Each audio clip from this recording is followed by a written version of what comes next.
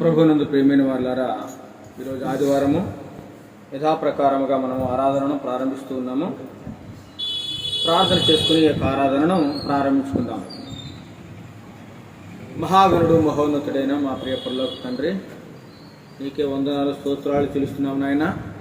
గడిచిన ఆదివారం నుండి ఈ యొక్క ఆదివారం వరకు నన్ను మమ్మలను నీ ప్రియ బిడ్డలందరినీ సజీవుల లెక్కల్లో ఉంచి కాచి కాపాడి భద్రపరిచి నడిపించి పోషిస్తున్న విధానాన్ని బట్టి మీకే వందనాలు స్తోత్రాలు చెల్లిస్తున్నాము నాయన. ఈ యొక్క ఆదివారం దినమన, ఈ యొక్క పునరుత్థాన దినమన మేమందరం నీ యొక్క సన్నిధిలో కూడుకుని ఈ విధంగా ఆరాధించడానికి, నిన్ను కీర్తించడానికి, నిన్ను మహిమపరచడానికి ఇచ్చిన గొప్ప భాగ్యమును బట్టి మీకే వందనాలు స్తోత్రాలు చెల్లిస్తున్నాము నాయన.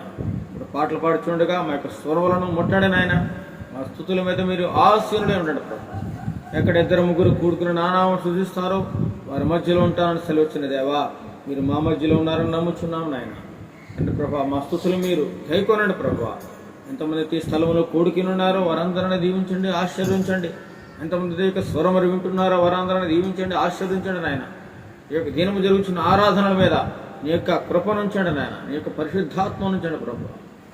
ఘనత మహిమ ప్రభావాలు మీరే పొందుకోమని నజరుడైన యేసుక్రీస్తు నామములో అడిగి వేడుకొనుచున్నాము తండ్రి. ఆమేన్, ఆమేన్.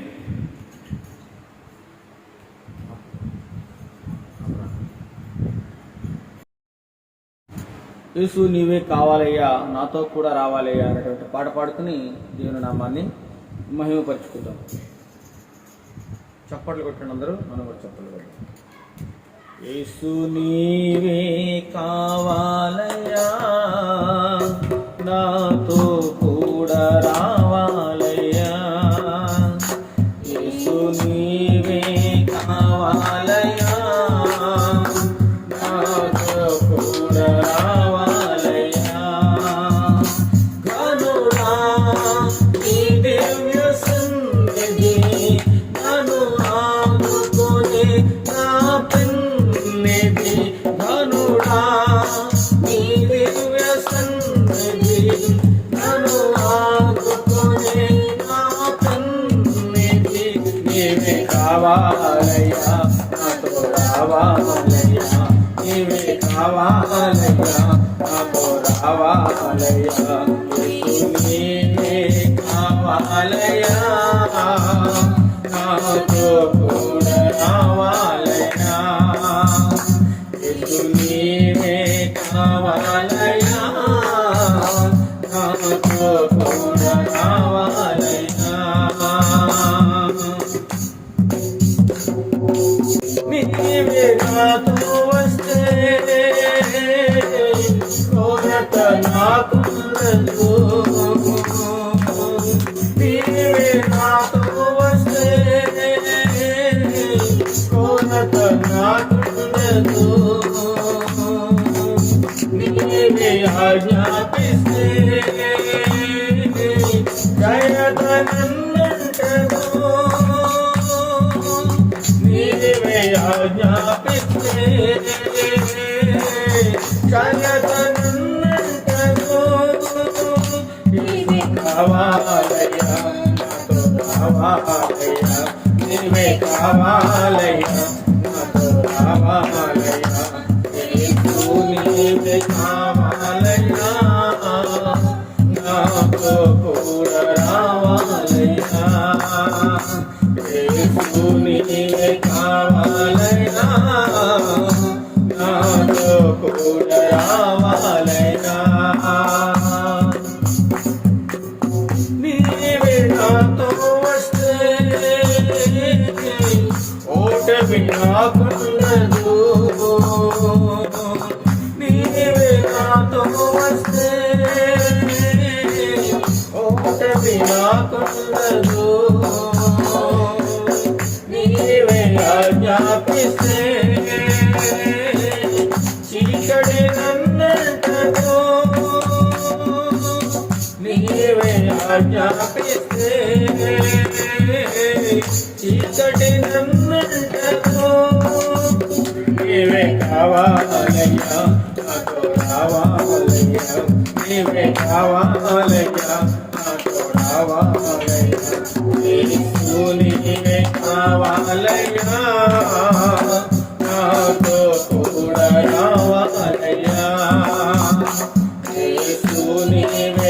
రావాలయ్యా, నాతో కూడా రావాలయ్యా.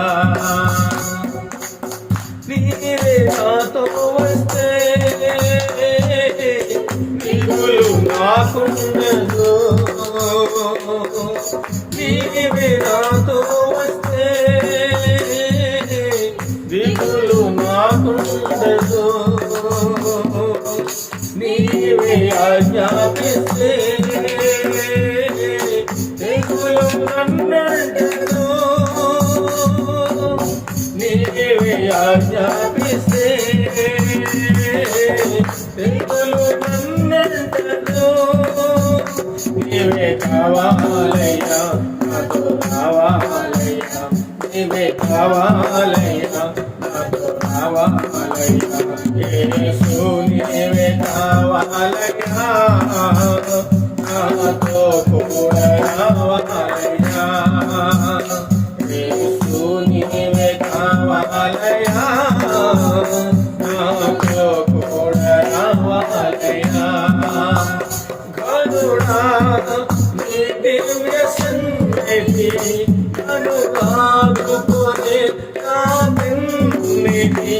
గరుడా నీ దివ్య సన్నిధి నన్ను ఆదుకునే నా పెన్నిధి. నీవే కావాలయ్యా, నాతో రావాలయ్యా, నీవే కావాలయ్యా, నాతో రావాలయ్యా. యేసు నీవే కావాలయ్యా, నాతో కూడా రావాలయ్యా. యేసు నీవే కావాలయ్యా, నాతో కూడా రావాలయ్యా. హల్లెలూయా, హల్లెలూయా. నా దాగు చోటు నీవేనయ్యా, యేసు నీ చాటున ఉన్నానయ్యా అనేటువంటి పాట పాడుకుని దేవుని నామాన్ని మహిమపరచుకుందాం.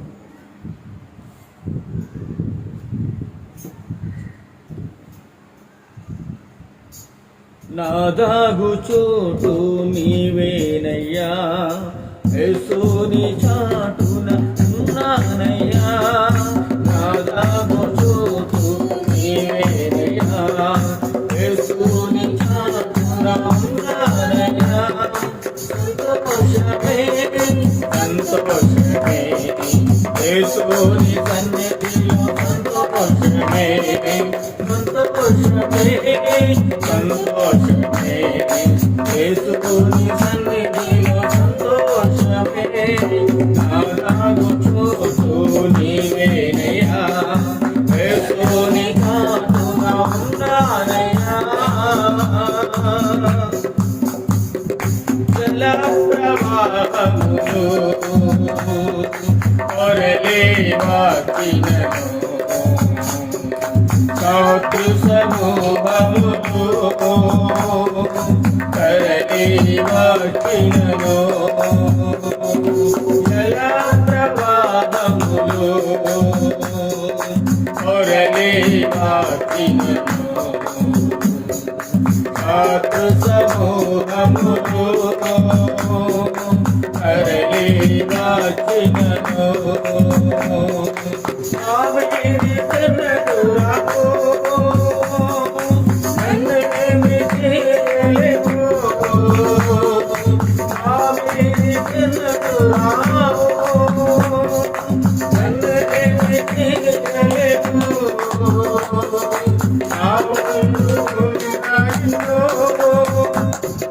వాటి నన్ను చేరలేవు, ఆవుకున్న నిన్ను వాటి నన్ను చేరలేవు. సంతోషమే సంతోషమే యేసుని సన్నిధిలో, సంతోషమే సంతోషమే సంతోషమే యేసుని సన్నిధిలో, సంతోషమే. నా మీద దృష్టించి జ్ఞానమునే పెదవు, ఉపదేశము చేసి మార్గము చూపెదవు.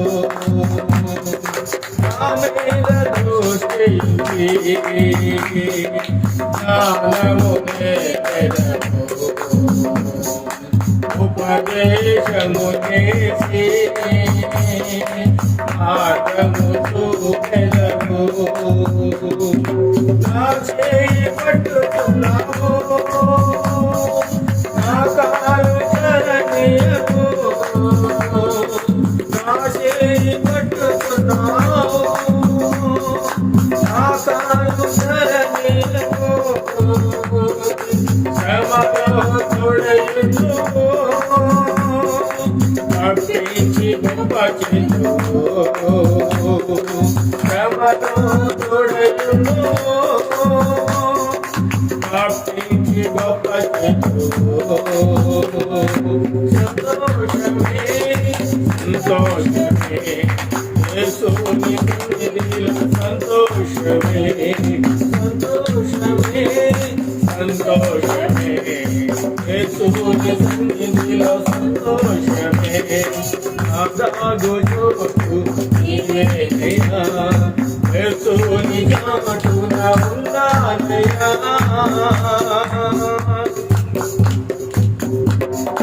సాతాను గురిలో నుండి నన్ను విడిపించెను, నాశన దిగులు నుండి నన్ను రక్షించెను. సాతాను గురిలో నుండి నన్ను విడిపించెను, నాశన దిగులు నుండి నన్ను రక్షించెను. కాటిలో భయము లేదు, అపాయమేది రాదు.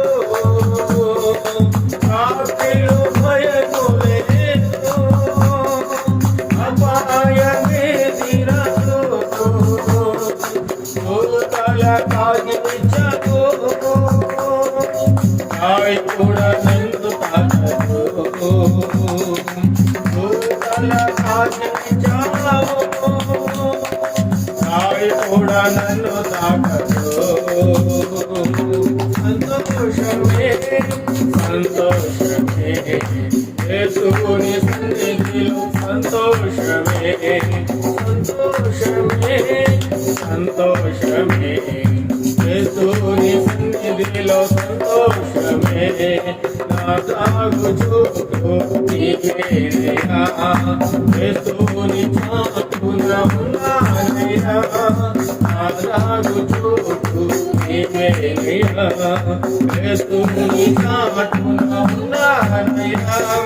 సంతోషమే సంతోషమే యేసుని సన్నిధిలో సంతోషమే సంతోషమే సంతోషమే యేసుని సన్నిధిలో సంతోషమే.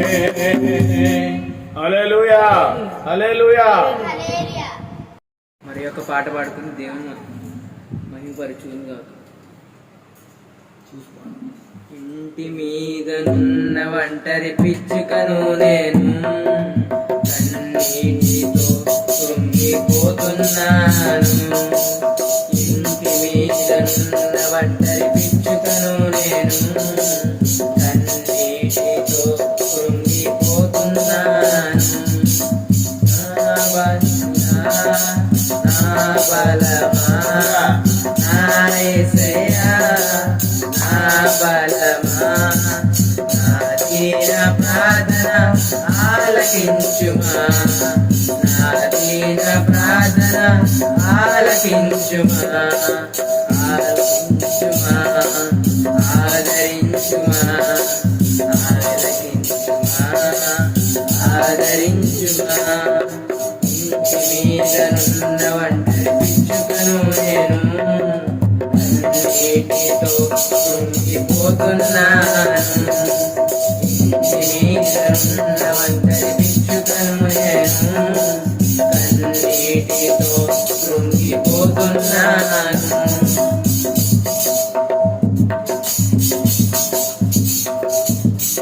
వేటగాని బాణములు చేయుచుంటి గాయములు, పవాది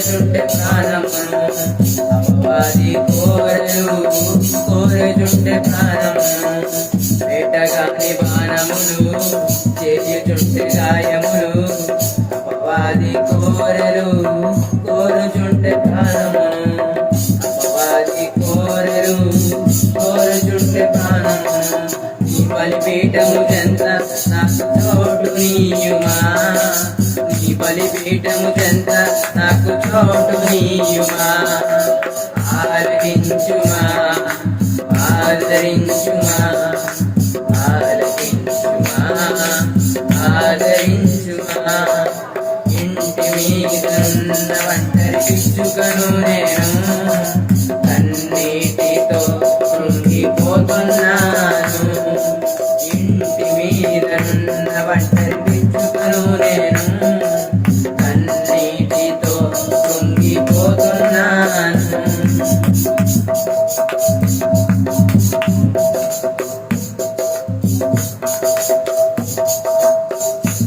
తెలిసి చేసి ఎన్నెన్నో పాపములు తరచి చూసిన తరగవు నా దోషములు తరచి చూసిన తరగవు నా దోషములు తెలిసి చేసి ఎన్నెన్నో పాపములు తరచి చూసిన తరగవు నా దోషములు తరచి చూసిన తరగవు నా దోషములు నీ ఆత్మను కోల్పోయిన ఈనుడను నేను నీ ఆత్మను కోల్పోయిన ఈనుడను నేను ఆలకించుమా ఆదరించుమా ఆలకించుమా ఆదరించుమా ఇంటి మీదనున్న ఒంటరి పిచ్చుకను నేను కన్నీటితో కృంగిపోతున్నాను ఇంటి మీదనున్న ఒంటరి పిచ్చుకను నేను కన్నీటితో కృంగిపోతున్నాను నా యేసయ్యా నా బలమా నా యేసయ్యా నా బలమా నా దీన ప్రార్థన ఆలకించుమా నా దీన ప్రార్థన ఆలకించుమా ఆలకించుమా ఆదరించుమా ఆలకించుమా ఆదరించుమా ఇంటి మీదనున్న ఒంటరి పిచ్చుకను నేను కన్నీటితో కృంగిపోతున్నాను ఇంటి మీదనున్న ఒంటరి పిచ్చుకను నేను కన్నీటితో కృంగిపోతున్నాను హల్లెలూయా ప్రేమ యేసుని ప్రేమ అది ఎవ్వరు కొలువలేనిది నిజము దీనిని నమ్ము ఇది భూమి అందించలేనిది ప్రేమ యేసుని ప్రేమ అది ఎవ్వరు కొలువలేనిది నిజము దీనికి నమ్ము ఇది భూమి అందించలేనిది ఎన్నాడన్నడు మారనిది నా యేసుని దివ్య ప్రేమ ఎన్నాడన్నడు వేడనిది నా యేసుని నిత్య ప్రేమ ప్రేమ యేసుని ప్రేమ అది ఎవరు కొలువలేనిది నిజము దీనిని నమ్ము ఇది భూమి అందించలేనిది తల్లిదండ్రుల ప్రేమ నీడవలే గతించును కన్నా బిడ్డల ప్రేమ కలలా కరిగిపోను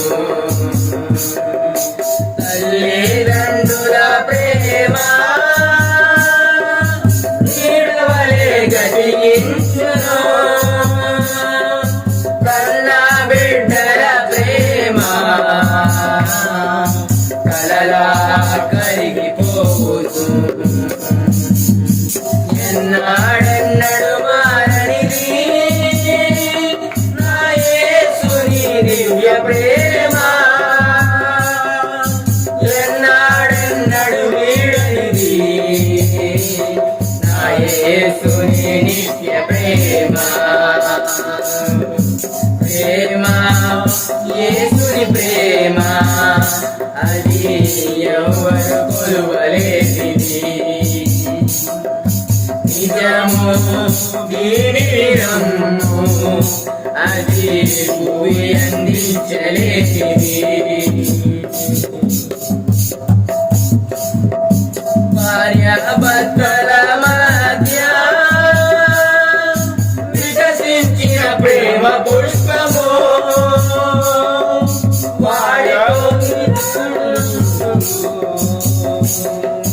వరలో మేడు మిగులును. భార్యాభర్తల మధ్య వికసించిన ప్రేమ పుష్పము వాడిపోయి రాలు త్వరలో మేడులా మిగిలిపోవును. ఎన్నాడెన్నడు మారిది నా యేసుని దివ్య ప్రేమ, ఎన్నాడెన్నడు వీడనిది నా యేసుని నిత్య ప్రేమ. ప్రేమ యేసుని ప్రేమ అది ఎవరు కొలువలేనిది. నిజము దీని రమ్ము అది భూమి అందించలేనిది. బంధుమిత్రుల యందు వెలుగుతున్న ప్రేమ దీపము నువ్వే ఉన్నంత కాలమే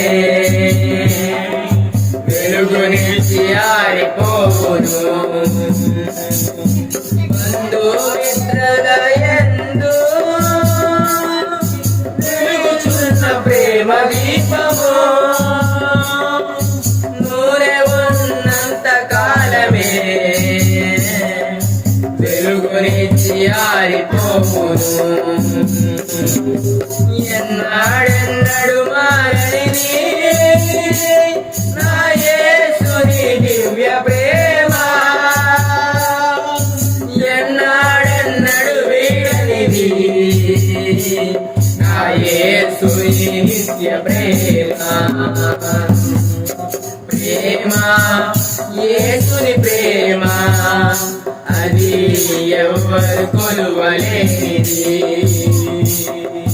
నిజము దీని రమ్ము ఇది భూమి అందించలేనిది. కలలోని ప్రేమలన్నీయు స్థిరము కావు తరిగిపోవును. కల్వరి ప్రేమ కడవరకు ఆదరించును. కలలోని ప్రేమలన్నీయు స్థిరముగా తరిగిపోవును. క్రీస్తు యేసు కల్వరి ప్రేమ కడవరకు ఆదరించును. ఎన్నాడెన్నడు మారనిది నా యేసుని దివ్య ప్రేమ,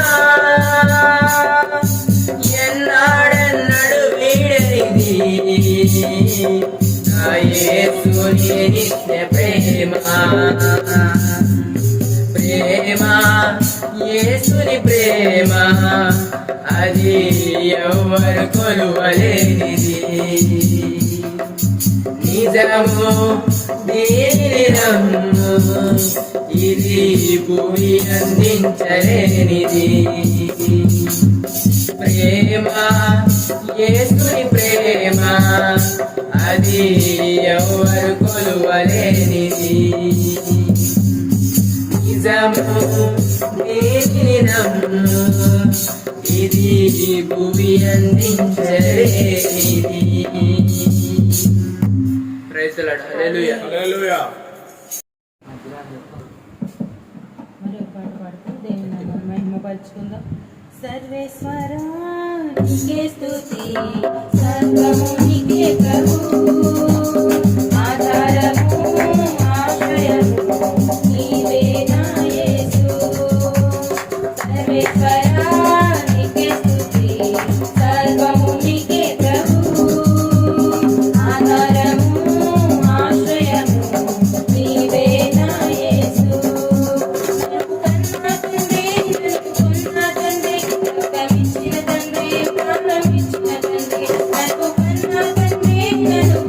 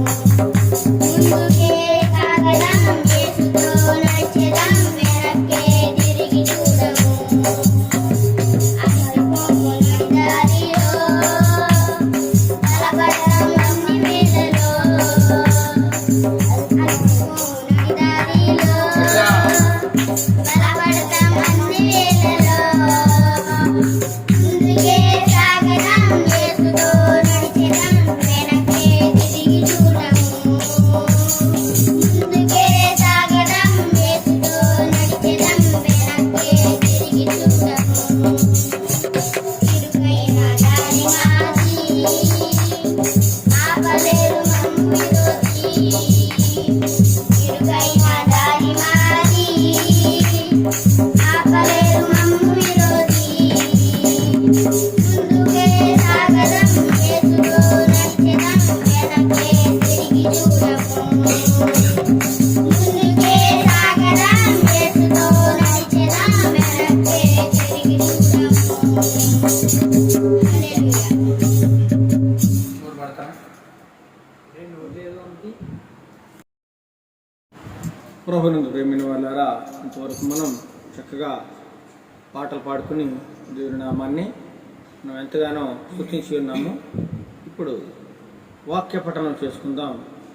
కీర్తనల గ్రంథం నుండి దావీదు రాసినటువంటి కీర్తన భాగము 138వ కీర్తనను మొదటి నుండి చివరి వరకు మన మధ్యలో ఉన్నటువంటి ప్రవీణ్ కుమార్ వచ్చి చదివి వినిపిస్తారు. ఈ రోజునికై ఏర్పాటు చేయబడిన వాక్యపట్నం కీర్తన 138 మొదటి నుంచి చివరి వరకు చదువుకుందాం. నేను నా పూర్ణ హృదయంతో నీకు కృతజ్ఞతాస్థుతులు చెల్లించుచున్నాను. దేవతల ఎదుట నిన్ను కీర్తించెదను. నీ పరిశుద్ధాత్ముల తట్టు నేను నమస్కారము చేయుచున్నాను. నీ నామమంతటి కంటే నీవిచ్చిన వాక్యము నీవు గొప్ప చేసి ఉన్నావు. నీ కృపా సత్యమును బట్టి నీకు నామమునకు కృతజ్ఞతాస్థుతులు నేను చెల్లించెదను. నేను మొర్రపెట్టిన దినమున నీవు నాకు ఉత్తరమిచ్చితివి. నా ప్రాణములో త్రాణ పుట్టించి నన్ను ధైర్యపరిచితివి. యెహోవా, ఘోరరాజులందరూ నీవు సెలవిచ్చిన మాటలు విని నీకు కృతజ్ఞతాస్థుతులు చెల్లించెదరు. యెహోవా మహాప్రభావం గలవాడని వారు యెహోవా మార్గములను గూర్చి గానము చేసెదరు. యెహోవా మహోన్నతుడైన ఆయన దీనులను లక్ష్యపెట్టును. ఆయన దూరము నుండి గర్విష్ఠులను బాగుగా ఎరుగును. నేను ఆపదలో చిక్కుబడి ఉన్నాను. నీవు నన్ను బ్రతికించదవు. నా శత్రువుల కోపం నుండి నన్ను రక్షించుటకై నీవు నీ చేయి చాపెదవు. నీ కుడి చేయి నన్ను రక్షించును. యెహోవా నా పక్షము కార్యము సఫలము చేయును. యెహోవా నీ కృప నిరంతరము ఉండును. నీ చేతి కార్యములు విడిచిపెట్టుకుము. దేవుని తన పరిశుభ్రం మన వికిందో దీవించును గాక. ప్రార్థన చేసుకుందాం. మహోన్నత మహాగంధాన్ని సర్వశక్తి గల నామానికి వేలాది స్తుతులు స్తోత్రములు చెల్లించుకుంటాను. నీకే స్తోత్రములు తండ్రి. గొప్పవాడా నీకే స్తోత్రములు. పరిశుద్ధుడా నీకే స్తోత్రములు. సర్వశక్తిమంతుడా నీకే స్తోత్రములు. సర్వాధికారి నీకే స్తుతులు చెల్లించుకుంటున్నాం తండ్రి. మా స్తుతులపై మీరు ఆశీనుడిగా మనం అడుగుతున్నాం. మా స్తుతులకు అరుగుడా నీ ఒకటివే తండ్రి. నీకే స్తోత్రములు స్తుతులు చెల్లించుకుంటాం ప్రభావ. చదవబడిన వాక్యంలో మీరు నమ్ముతున్నాం తండ్రి. ప్రభావికముడి నీ దైవజనుడి వాక్యాన్ని ప్రకటించుండగా ప్రభా. నీ సేవకులు నోటికి ఘోరగా ఉండి ప్రభా నీ వాక్యాన్ని మాకు అందించమని అడుగుతున్నాం. నీ ఆత్మీయ ఆహారాన్ని ప్రతి బిడ్డకి దయచేయమని అడుగుతున్నాం ప్రభా. నీ వాక్యం తండ్రి లోతుల్లోని మర్మాలు తండ్రి ప్రభా. ప్రతి బిడ్డ గ్రహించగలిగే మనసును దయచేయండి ప్రభా. నాయన నీ వాక్యాన్ని అర్థం చేసుకుని నీ వాక్య ప్రకారంగా జీవించడానికి కృపను సహాయం దయచేయమని అడుగుతున్నాము. ఈ ఆరాధనలో పాల్గొని ప్రతి బిడ్డని దీవించండి, బలపరచండి ప్రభు. ఈ ఆరాధన అంతా తండ్రి నీకే మహిమగాను ఘనంగాను జరుగులాని నీ కృపను సహాయంని దయచేయండి. ఎంతవరకు జరిగిన ఆరాధనలో మీరున్నారని నమ్ముచున్నాం తండ్రి ప్రభా. పాటల ద్వారా మీరే మహిమ పొందుకున్నారని నమ్ముచున్నాం ప్రభా. నేను ఇక ముందున్న ఆరాధన అంతా కూడా ప్రభా నాయన నీ చేతులకు అప్పగించుకుంటున్నాం ప్రభా. ఇటువంటి శాతాన్ శక్తులు దురాత్మ సమూహాలు ఆవరించుకున్న ప్రభా నీ సన్నిధి చుట్టూ నీ కాపుదాలించి ప్రభా నాయన నీ వాక్యాన్ని ప్రతి బిడ్డకి అందించమని అడుగుతున్నాను ప్రభా. నీకే స్తుతులు స్తోత్రములు చెల్లించుకుంటూ ఈ ఆరాధన అంతా నీకే మహిమగాను జరుగులాగలని కృపను సహాయమును దయచేయమని అడుగుచు చిన్న ప్రార్థన యేసయ్య పరిశుద్ధ నామములో అడిగి వేడుకొనుచున్నాం తండ్రి. ఆమేన్. ప్రభునందు ప్రియమైన వాళ్ళారా, ఇంతవరకు పాటలు పాడుకుని దేవుని నామాన్ని మహిమపరుచున్నాను. ఇప్పుడు కొద్ది నిమిషములు దైవ వాక్యమును ధ్యానం చేసుకుందాం. ఈరోజు దేవుడు మన నిమిత్తము ఏర్పాటు చేయబడినటువంటి వాక్య ధ్యానాంశం ఏమనగా కృతజ్ఞతాభావము. చెప్పండి, కృతజ్ఞతాభావము.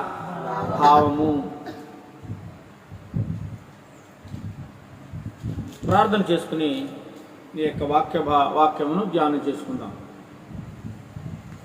నిన్న నేడు నిరంతరం ఏకరీతిగా ఉన్న మా దేవ, నీకే వందనాలు స్తోత్రాలు తెలుస్తున్నావు నాయన.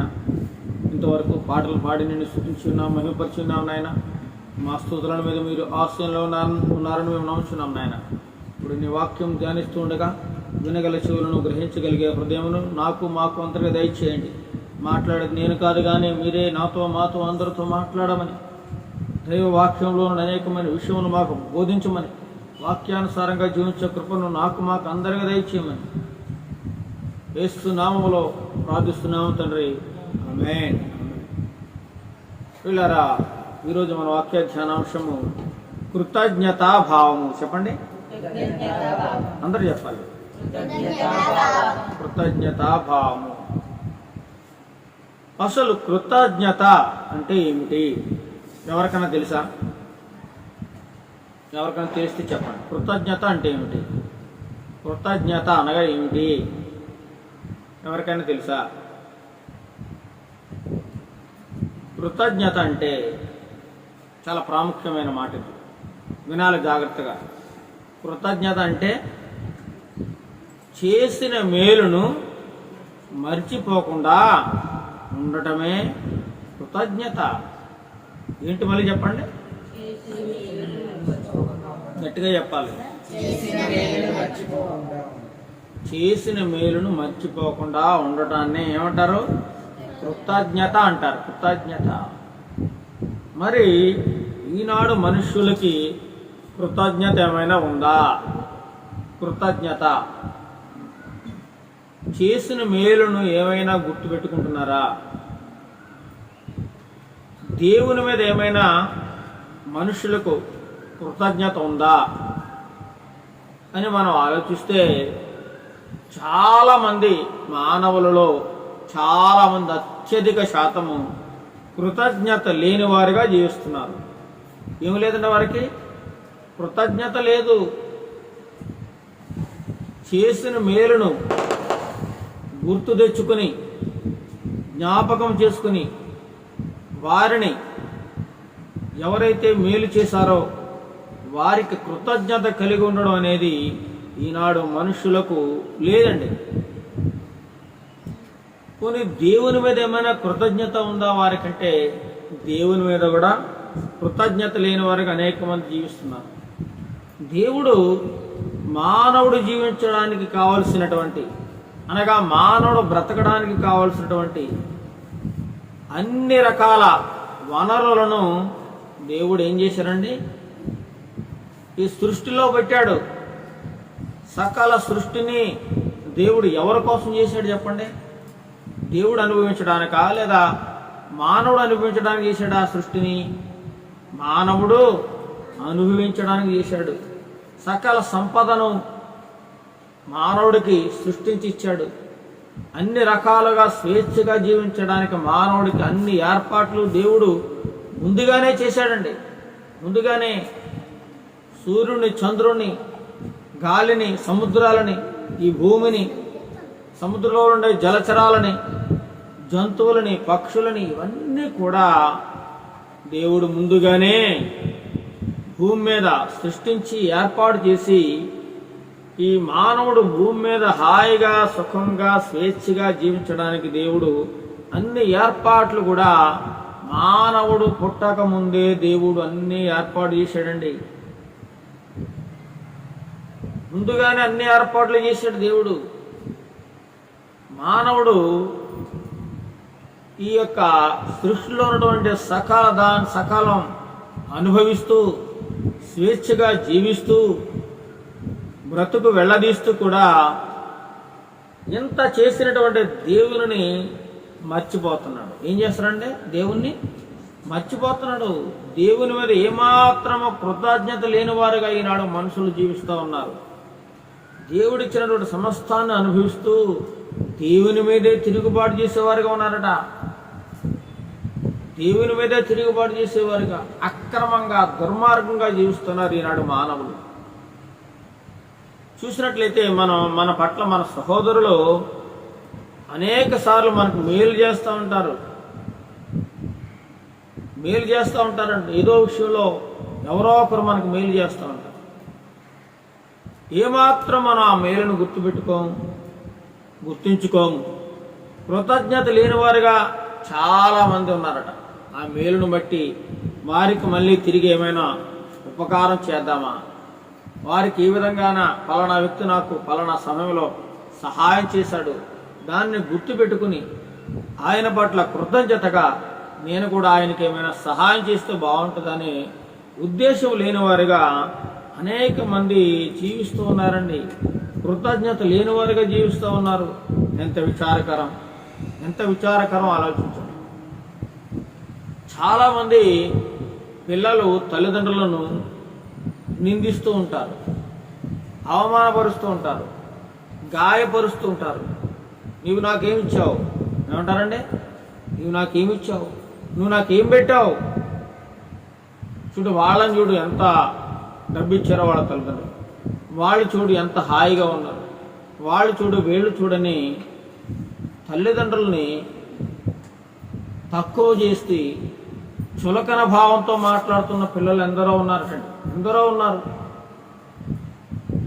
ఈ యొక్క తల్లిదండ్రులు తమ యొక్క పిల్లలను కని పెంచి వారికి ఎంతో డబ్బు వారు పెరుగుతున్న క్రమంలో ఖర్చు పెట్టి ఎండనక వాననక చల్లనక వారు భరిస్తూ పిల్లలను ఎంతగానో వారు పెంచుతూ వారిని ప్రేమించి వారి బాగోగులు చూస్తూ వారికి విద్యాబుద్ధులు నేర్పిస్తూ వారికి ఏమి కావాలో అన్నీ ఏర్పాటు చేసి ఏమండి ఈరోజు ఒక గొప్ప వయసు, ఒక యుక్త వయసు వచ్చే వరకు కూడా పెంచి పెద్ద చేసి వారికి విద్యాబుద్ధులు నేర్పిస్తే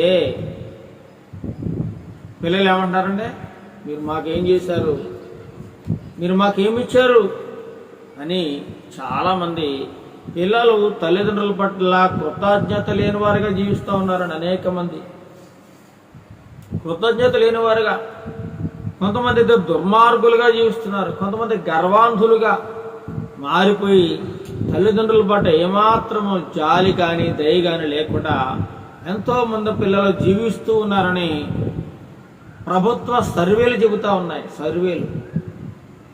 కొంతమంది తల్లిదండ్రులు అయితే తమ పిల్లలకు అన్ని రకాల వసతులు కల్పించి తమ పిల్లలు ఏ విధమైన కష్టాన్ని అనుభవించకుండా హాయిగా సుఖంగా జీవించాలని తనకున్న డబ్బుని, భూమిని, ఆస్తి, అంతస్తులు అన్నీ కూడా పిల్లలకు అప్పగిస్తారు. నా పిల్లలు బాగుండాలని ఎంతగానో కోరుకుంటూ ఉంటారు. కానీ పిల్లలు వారి దగ్గర నుంచి అన్నీ పొందుకుని చివరికి వారిని ఏం చేస్తున్నారండి? రోడ్ల పాలు చేస్తున్నారట. రోడ్ల పాలు. కనీసం వారు వృద్ధాప్యంలో ఉన్నప్పుడు వారికి కనీసం పట్టెడు అన్నం కూడా పెట్టకుండా, దయా దాక్షిణ్యాలు లేకుండా వారిని కొడుతూ తిడుతూ అవమానపరుస్తూ చాలా చులకన భావంతో చూస్తూ చాలామంది పిల్లలు తల్లిదండ్రుల పట్ల నిర్లక్ష్యం వహిస్తూ ఎక్కడ రోడ్ల మీద వదిలేస్తున్నారండి. ఎక్కడ రోడ్ల మీద. ఇంకొంతమంది పిల్లలు అయితే అనాథాశ్రమాల్లో వదిలేస్తూ ఉన్నారు. అనాథాశ్రమాలు. తల్లిదండ్రులు వారికి భారం అయిపోయారు, బరువు అయిపోయారు. అదేవిధంగా అదే తల్లిదండ్రులు మాకు ఈ పిల్లలు బరువు అయిపోయారు, మాకు అవసరం లేదని చెప్పి అప్పుడే వారిని వదిలేస్తే ఏమైపోతారండి? ఆ పిల్లలు అనాథలుగా మిగిలిపోతారు కదా. కానీ ఈ విషయం వారికి అర్థం కావడం లేదు చాలామంది పిల్లలకి. మమ్మల్ని చిన్నతనం నుంచి ఏ విధంగా అయితే పెంచి పెద్ద చేసి మాకు ఈ స్థాయి కల్పించారో అని ఒక్కసారి ఏమాత్రం ఆలోచించుకోకుండా వారికి అన్నీ కలిగిన తర్వాత, మంచి ఉద్యోగము, ఆస్తిపాస్తులు అన్నీ భార్య వచ్చిన తర్వాత లేదా భర్త వచ్చిన తర్వాత ఈ పిల్లలు తల్లిదండ్రులని చాలా దూరం పెట్టేస్తూ ఉన్నారు. కొంతమంది కుటుంబాల్లో చూసినట్లయితే భార్య వచ్చిన తర్వాత తల్లిదండ్రుల్ని ఆ భార్య దూరం పెట్టించేస్తుంది కొడుకు చేత. కొంతమంది కూతురు ఏం చేస్తుంటే భర్త వచ్చిన తర్వాత తల్లిదండ్రులను నిర్లక్ష్యం చేస్తూ ఉన్నారు, ఏమాత్రం పట్టించుకోకలేని స్థితిలో ఉన్నారు చాలామంది. ఎంత విచారకరమో చూడండి, ఎంత దుర్మార్గంగా తయారైపోతున్నారు ఈ పిల్లలు. మానసికంగా తల్లిదండ్రులు ఎంత కృంగిపోతుంటారు ఏమంటే, ఎంత బాధపడుతూ ఉంటారు. వారి గుండె ఎన్నిసార్లు పగిలిపోయి ఉంటుందో పిల్లలు ఏమాత్రం గ్రహించలేని స్థితిలో ఉన్నారు. మొన్న ఆ మధ్య కాలంలో కన్న తల్లిని భారమైపోయిందని భార్య మాటలు విని కుమారుడు ఆ 3 అంతస్తుల భవనం మీద నుంచి కింద పడేసిన తల్లిని, తల పగిలి చచ్చిపోయింది. ఎంత విచారకరం.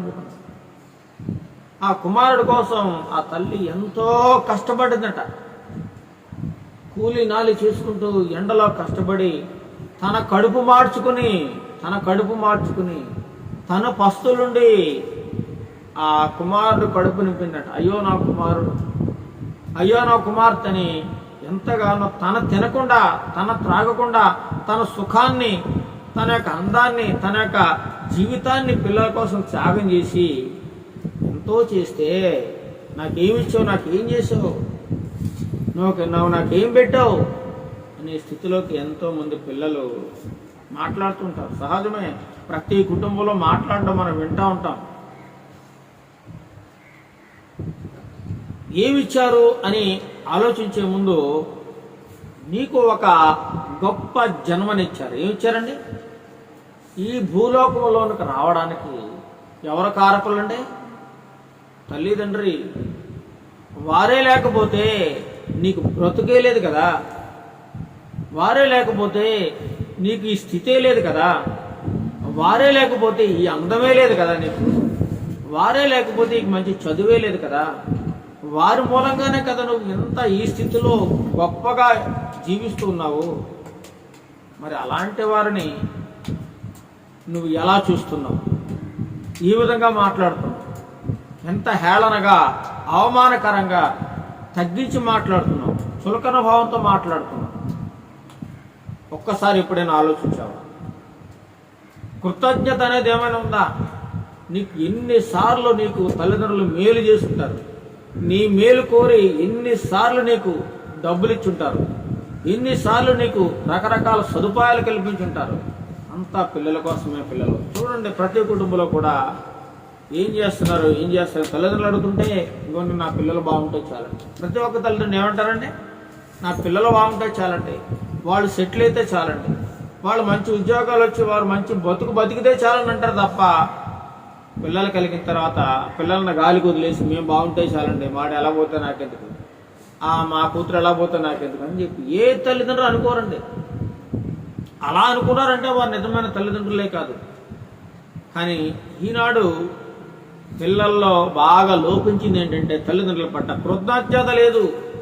కృతజ్ఞత చేసిన మేలును పిల్లలు ఏమాత్రం జ్ఞాపకం చేసుకోలేని స్థితిలో ఉన్నారట, దారుణంగా జీవిస్తున్నారట. ఇంకా చూసినట్లే బంధువుల మధ్య కృతజ్ఞత లేదు, సహోదరుల మధ్య కృతజ్ఞత లేదు, స్నేహితుల మధ్య కృతజ్ఞత లేదు. స్నేహితుడు ఉంటాడు, ఏదో ఆపద సమయంలో చక్కగా హెల్ప్ చేస్తాడు, డబ్బు విషయంలోనూ ఏదో ఒక విషయంలో సహాయం చేస్తూ ఉంటాడు, కానీ కృతజ్ఞత ఉండదు. ఒక మాటలో చెప్పాలంటే మనుషులు కృతజ్ఞత లేని వారుగా జీవిస్తూ ఉన్నారట. ఇవన్నీ పక్కన పెడితే అందరికంటే ఎక్కువగా దేవుడు నిన్ను ప్రేమిస్తూ ఉన్నాడు. అందరికంటే ఎక్కువగా దేవుడు మనల్ని నిత్యము ప్రేమిస్తూ ఉన్నాడండి. నిత్యము ఆయన మన ఎడల జాలి చూపిస్తూ, ప్రేమ చూపిస్తూ, దయ చూపిస్తూ ఆ నిత్యము మన పట్లట ఆ దేవుడు కృతజ్ఞత కలిగి ఉన్నాడట. అయ్యో, నా బిడ్డను నేను ఈ భూలోకానికి తీసుకుని వచ్చాను, నా బిడ్డకు కావలసినటువంటి సకల సదుపాయములు నేను కలిగించాలి, అతని బాగోగులు నేను చూసుకోవాలని చెప్పి దేవుడు మన ఎడల ఎంతో ప్రణాళిక కలిగి జీవిస్తూ ఉన్నాడు, కృతజ్ఞత కలిగి ఉన్నాడట. అందరికంటే ఎక్కువగా దేవుడు మన నిత్యము ప్రేమిస్తూ, ఆదరిస్తూ ఉన్నాడు, పోషిస్తూ ఉన్నాడు, నడిపిస్తూ ఉన్నాడు. అలాంటి దేవుని పట్ల మనం ఏమైనా కృతజ్ఞత కలిగి జీవిస్తున్నామా? ఆయన రోజుకు ఒకసారైనా, రోజుకు 2 సార్లైనా ప్రార్థన చేస్తున్నామా? ఆయనకు స్తుతి అర్పిస్తున్నామా? ఆయన చేసిన మేలును గుర్తు చేసుకుంటున్నామా అనేది ఒకసారి ఆలోచించుకోవాలి. మనలను నిత్యము ఆరోగ్యంగా ఉంచే గొప్ప లక్ష్యం అంటే చెప్పనండి, మనం నిత్యం ఆరోగ్యంగా ఉండాలంటేనట ఎలా చూడాలి? ఇలా తిరిగి మంచి కూర్చోమ్మ. నిత్యము ఆరోగ్యంగా ఉండాలంటే పక్కన పడాయి. నిత్యము ఆరోగ్యంగా ఉండాలంటే మనలో ఒక గొప్ప లక్ష్యం ఉండాలట. అప్పుడే మనం ఆరోగ్యంగా ఉంటాం. ఏంటి లక్షణం అంటే కృతజ్ఞత కలిగి జీవించడం. ఏంటంటే కృతజ్ఞత కలిగి జీవించడం. ప్రవీణ్ వినాలి అలాగే. కృతజ్ఞత కలిగి జీవించాలి. కృతజ్ఞత కలిగి జీవిస్తేనట నిత్యం మనం చాలా ఆరోగ్యంగా ఉంటాం. కృతజ్ఞత లేకపోవడం వల్ల అనేకమైన రోగాలు ఏమొస్తున్నాయండి? మనుషులకు ఈ రోగాలు రావడానికి కారణం సర్వే చేస్తే కృతజ్ఞత లేదు. రోగాలు, అసూయ, ద్వేషము, పగ, కలహము, అన్యాయం, అక్రమం మనుషుల్లో నిత్యము పెరిగిపోతా ఉన్నాయట. రోజు రోజుకి మనిషి దుర్మార్గుడైపోతా ఉన్నాడు. కఠినమైన మనసు, రాతి గుండె కలిగి ఏమాత్రం దయ, జాలి, మంచి ఏమీ లేకుండా కర్కశంగా జీవిస్తూ ఉన్నాడట. ఈనాడు క్రైస్తవులు అని పేరు పెట్టుకున్న వారు కూడా కృతజ్ఞత లేకుండా జీవిస్తున్నారు. కృతజ్ఞత లేదట. క్రైస్తవుడు అని నువ్వు పేరు పెట్టుకుంటే సరిపోదు. క్రైస్తవుడు అనగా క్రీస్తును ధరించుకున్నావు, క్రీస్తును ధరించుకున్నవాడు. అలాంటి వ్యక్తి ఏం చేయాలట? తను బ్రతికినంత కాలం కూడా దేవుని పట్ల కృతజ్ఞత కలిగి జీవించాలి. నీ మీద, నా మీద అపారమైన ప్రేమ ఉంది కాబట్టి నిన్ను నన్ను ప్రేమించి యేసుక్రీస్తు ప్రభువారు ఈ లోకానికి వచ్చాడు. ఆయన తన ప్రాణాన్ని మన కోసం అర్పించాడు. నీ మీద ప్రేమ ఉంది కాబట్టి ఆయన సిలువను భరించడానికి, సిలువ శిక్షను భరించడానికి, సిలువను మోయడానికి, తను నీకోసం చనిపోవడానికి సిద్ధపడ్డాడు. ఇలాంటి త్యాగం ఈ ప్రపంచంలో ఏ వ్యక్తి అయినా నీకోసం చేశారా? నా కోసం చేశారా? ఏ వ్యక్తి అయినా ఇలాంటి త్యాగం చేసిన వారు ఎవరైనా ఉన్నారా అంటే ఎవరు లేరండి ప్రపంచంలో. యేసుక్రీస్తు ప్రభువారు మాత్రమే నిన్ను నన్ను మనందరినీ ప్రేమించి గొప్ప త్యాగం చేశాడు. ఆయన నిన్ను రక్షించాలని, నన్ను రక్షించాలని. మరి అలాంటి దేవునికి మనం నిత్యము కృతజ్ఞత కలిగి జీవిస్తున్నామా లేదా అనేది మనం ఆలోచించుకోవాలి. ప్రతిరోజు ఆయన జ్ఞాపకం చేసుకుంటున్నామా లేదా మర్చిపోతున్నామా? ఉదయం లేచిన దగ్గర నుంచి మళ్ళా నిద్రపోయేంత వరకు కూడా మనల్ని దేవుడు ఎన్నో అపాయాలను కాపాడుతూ ఉన్నాడు, ప్రమాదాలను కాపాడుతూ ఉన్నాడు, ఉపద్రవాలను కాపాడుతూ ఉన్నాడు. మనం ఎక్కడెక్కడికో బయటకు వెళ్తూ ఉంటాం, బస్సుల్లో, ట్రైన్లో ప్రయాణాలు చేస్తూ ఉంటాం, కాలినడకలు వెళ్తూ ఉంటాం, బైకుల మీద వెళ్తూ ఉంటాం. క్షేమంగా మళ్ళీ ఇంటికి తిరిగి వస్తున్నామంటే అది దేవుని యొక్క కృప, దేవుని యొక్క దయ. లేకపోతే మనం ఇంటికి రాలేమండి. ఒక్క మాటలో చెప్పాలంటే నీవు నేను ఈ క్షణం వరకు ఊపిరి పీల్చుకుంటూ బ్రతికి ఉన్నామంటే కేవలం ఆయన అపారమైన దయాదాక్షిణ్యాలు మాత్రమే. నీ గొప్పతనం, నా గొప్పతనం కాదండి. ఒక మాటలో చెప్పాలంటే దేవుడు నాకు మళ్ళీ ఒక జన్మనిచ్చినట్టే. ఎప్పుడో చనిపోవలసిన వాడిని, ప్రమాదంలో మరణించాల్సిన వాడిని దేవుడు ఏం చేశాడండి? ఒక్క క్షణంలో కాపాడి నిలబెట్టాడు, బ్రతికించాడు. మరి అలాంటి దేవునికి నేను ఎలా ఉండాలా? జీవితాంతం బ్రతికినంతకాలం కూడా ఎలా ఉండాలండి? కృతజ్ఞత కలిగి ఉండాలి. కృతజ్ఞత. అలాంటి గొప్ప మేలును మనం మర్చిపోకూడదు. మన జీవితాల్లో దేవుడు ఎన్నో గొప్ప మేలు చేస్తూ ఉంటాడు. పొందుకుని చాలామంది వదిలేస్తూ ఉంటారండి. పొందుకుంటారు కానీ మర్చిపోతారు. అలా ఉండకూడదని దేవుని వాక్యం సెలవుస్తుంది. అయితే కొద్ది నిమిషాలు మనం దేవుని వాక్యపు వెలుగులోంచి కొన్ని మాటలు మనం చూద్దాం. 2వ తిమోతియులకు రాసిన పత్రిక, రెండవ తిమోతియులకు రాసిన పత్రిక కొద్ది మాటలు త్వరగా ముగించుకుందాం. మనం కూడా 2వ తిమోతియులకు రాసిన పత్రిక 3వ అధ్యాయము కొన్ని ఇచ్చినప్పుడు మనం చదువుకుందాం. కొన్ని వచనం 3వ అధ్యాయం 2 తిమోతిలకు 3వ అధ్యాయము మొదటి నుండి ఒక 12 వచనాలు మనం ధ్యానం చేసుకుంటాం. అంత్య దినములలో అపాయకరమైన కాలములు వచ్చునని తెలుసుకొనుము. ఏమంటున్నాడు ఇక్కడ? తిమోతికి అపోస్తలుడైన పౌలు గారు 2వ పత్రిక వ్రాస్తూ ఇలా మాట్లాడుతూ ఉన్నాడు. అంత్య దినములలో, అంత్య దినములు అంటే ఏంటి? చివరి దినములు ఏంటండి? మనం ఏ రోజుల్లో ఉన్నాం ఇప్పుడు? మనం అనుకుంటాం నాకు చాలా వయసు ఉంది కదా, నాకు చాలా చక్కని భవిష్యత్తు ఉంది కదా అనుకుంటాం.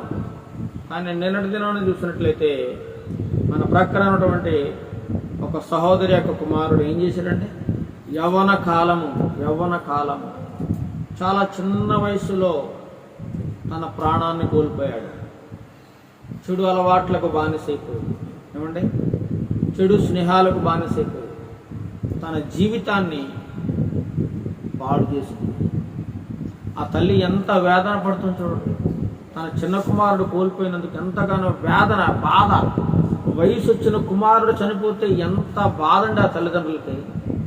కానీ పెంచి పెద్ద చేసి అయ్యో నా కుమారుడు అని ఆ కుమారుడు పట్ల ఎన్నో ఊహలు, ఆశలు ఉంటాయి తల్లిదండ్రులకి. నా కుమారుడు అలా అవ్వాలి, ఇలా అవ్వాలి, అంత గొప్ప ఉన్నతమైన స్థానంలో ఉండాలి, నా కుమారుడు మంచి ఉద్యోగం సంపాదించుకోవాలి, హాయిగా సుఖంగా బ్రతకాలని ఆ తల్లిదండ్రులు కోరుకుంటారండి. కానీ పిల్లలు ఏం చేస్తున్నారు? త్రాగుడుకు బానిసైపోయి, మందుకు అలవాటు పడి, చెడు అలవాట్లకు అలవాటు పడి, తన అవయవాలను పాడు చేసుకుని చివరికి ఏం పొందుకుంటారండి? మరణం పాలైపోతున్నారు. అంత్య దినాల్లో ఉన్నాం మనం. ఏం దినాలు ఇవి?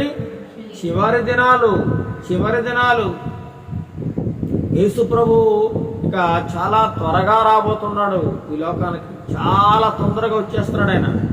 ఇంకా ఆయన ఆలస్యం చేయటం వచ్చేస్తాడు. ఇక మనం అనుకుంటాం ఇంకా చాలా సమయం ఉంది, నా పిల్లలకి పెళ్ళి అవ్వాలి, వాళ్ళ పిల్లల్ని చూడాలి, వాళ్ళకి పెళ్ళి అవ్వాలి, వాళ్ళ పిల్లల్ని చూడాలి, ఇంకా ఏదో ప్రణాళికలు వేసుకుంటాం. నా కొడుకు అలాగ, ఇలాగ, నా కూతురు అలాగా, వాళ్ళ పిల్లలకు ఆస్తులు సమకూర్చిపెట్టడం, ఇవన్నీ చేసుకుంటాం. కానీ సమయం అయిపోతుంది, చివరి దినాల్లో ఉన్నామనే సంగతిని మర్చిపోతున్నారు.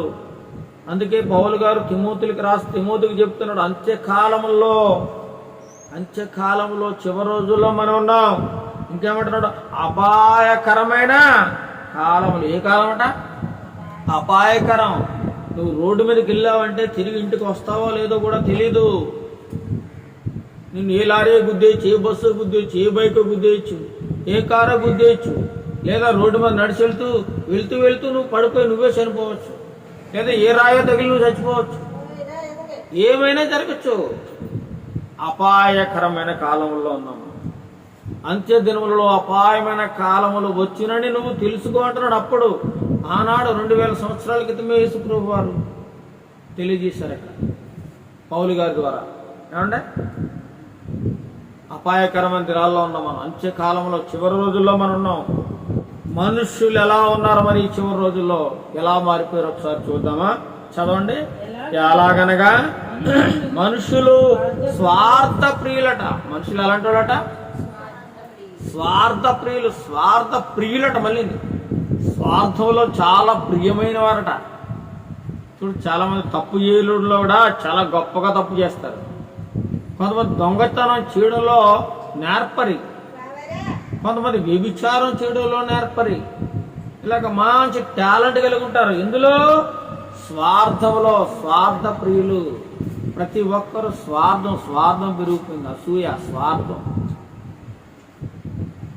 పిల్లల్లో స్వార్థం పెరిగిపోయింది, పెద్దల్లో స్వార్థం పెరిగిపోయింది, బంధువుల్లో స్వార్థం, అన్నదమ్ముల మధ్య స్వార్థం, అక్క చెల్లెల మధ్య స్వార్థం, భార్యాభర్తల మధ్య స్వార్థం. కొంతమందికి స్వార్థం వారవలేనితనం. ఎందుకంటే స్వార్థం. దేవుడే చెప్తున్నాడు, ఆ స్వార్థ ప్రియులంట. స్వార్థ ప్రియులు ఉంటారు ఈ యొక్క అంత్యకాలంలో. చివరి రోజుల్లో, అపాయకరమైన రోజుల్లో స్వార్థం పెరిగిపోతుంది. పెరిగిపోయింది లేదండి? అంతా నాకే కావాలి, నేనే బాగుండాలి, నేనే గొప్పగా ఉండాలి, ఇంకా నా ముందు ఎవడ ఎదగకూడదు అని నేనే అంతా నేనే అనుకుంటాడు. స్వార్థం అండి. ముఖ్యంగా దేవుని పిల్లలకి ఏముండకూడదు? స్వార్థం ఉండకూడదు.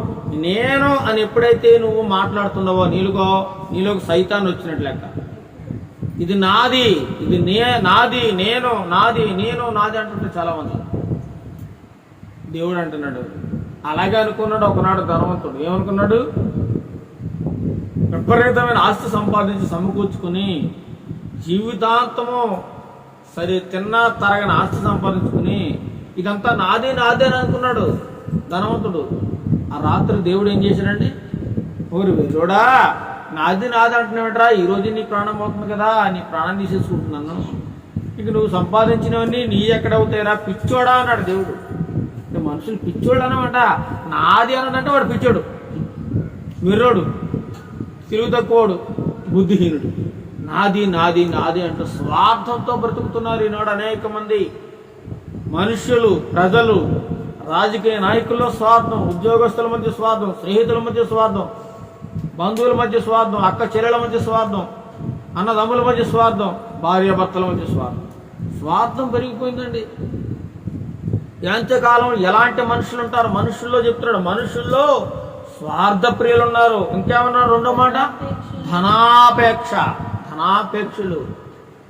రెండోది ఏంటంటే ధనం. ఇప్పుడు అంతా కూడా ఈ లోకం ఎటువైపు నడుస్తుందంటే డబ్బు వైపు నడుస్తున్నాడు.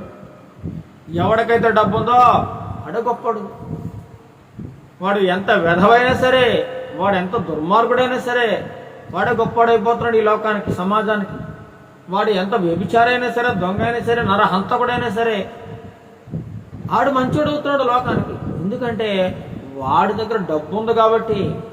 వాడు దుర్మార్గంగా అన్యాయంగా సంపాదించిన, అక్రమంగా సంపాదించిన ఆస్తి ఉంది కాబట్టి వాడు గొప్పవాడిగా కనబడుతున్నాడు ఈ లోకానికి. ధనాపేక్ష, ధనం సంపాదించాలనే కోరిక. ఈ ధనం సంపాదించడానికి ఎంతోమంది అడ్డదారులు లొక్కుతున్నారండి, ఎంతోమందిని మోసం చేస్తున్నారు, ఎంతోమందిని అన్యాయంగా ముంచుతున్నారు.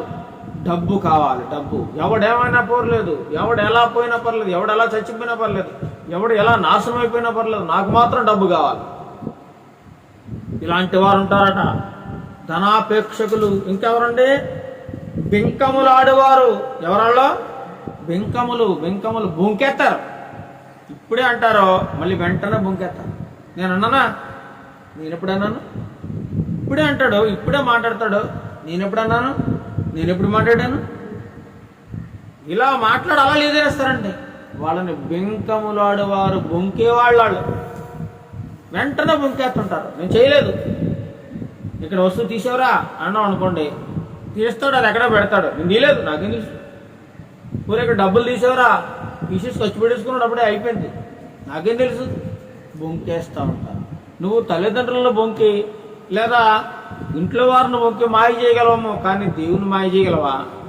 దేవుడు చూస్తున్నాడు కదా, దేవుడు అన్నీ కనిపెడుతున్నాడు కదా. ఏమంటే ప్రతి ఒక్కడు ఆయన పరిశీలన చేస్తున్నాడు కదా. మనుషులు మాయ చేయగలవేమో కానీ దేవుని మాయ చేయలేవు. దేవుని నువ్వు తప్పించుకోలేవు. మాత్రం నువ్వు స్పృహ లేకుండా జీవిస్తున్నావు, సంగతి నువ్వు మర్చిపోకూడదు. ఎవరిని మోసం చేసినా దేవుని మోసం చేయలేవు.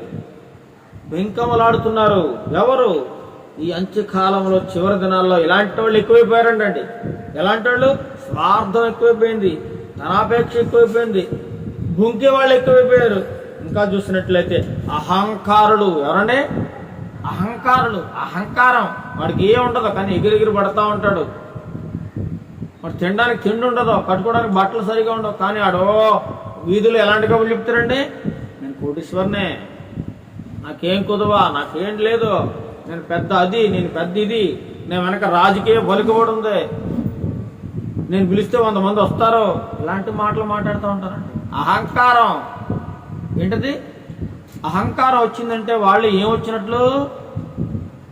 వాడికి ఏం ప్రారంభమైనట్లు? అహంకారం వస్తే నాశనం ప్రారంభమైంది. దేవుని మాటలు ఉంది, నాశనానికి ముందు ఏం నడుస్తుందట? గర్వం, అహంకారం. వాడికి అహంకారం, గర్వం వచ్చిందంటే వాడు మెల్లగా నాశనం అయిపోతున్నాడు అని మనం అర్థం చేసుకోవాలంతే. వాడు అహంకారంగా మాట్లాడుతున్నాడు, గర్వంగా తిరుగుతున్నాడు, పొగరబోతుగా మాట్లాడుతున్నాడు అంటే ఓహో వీడు బాగుపడడానికి వీడికి లేదు, వీడు మెల్లమెల్లగా నాశనం అయిపోతున్నాడని సంకేతం అది. బైబిల్లో ఉంది, నా మాట కాదు. నాశనానికి ముందు గర్వం నడుస్తూ ఉంటుందంట. స్టార్టింగ్ అది. ఏ మనిషిని నాశనం అయిపోవాలంటే ఫస్ట్ స్టార్టింగ్ వాళ్ళు అహంకారం వస్తుంది, గర్వం వస్తుంది. ఆ తర్వాత ఏమొస్తుంది? నాశనం వస్తుంది.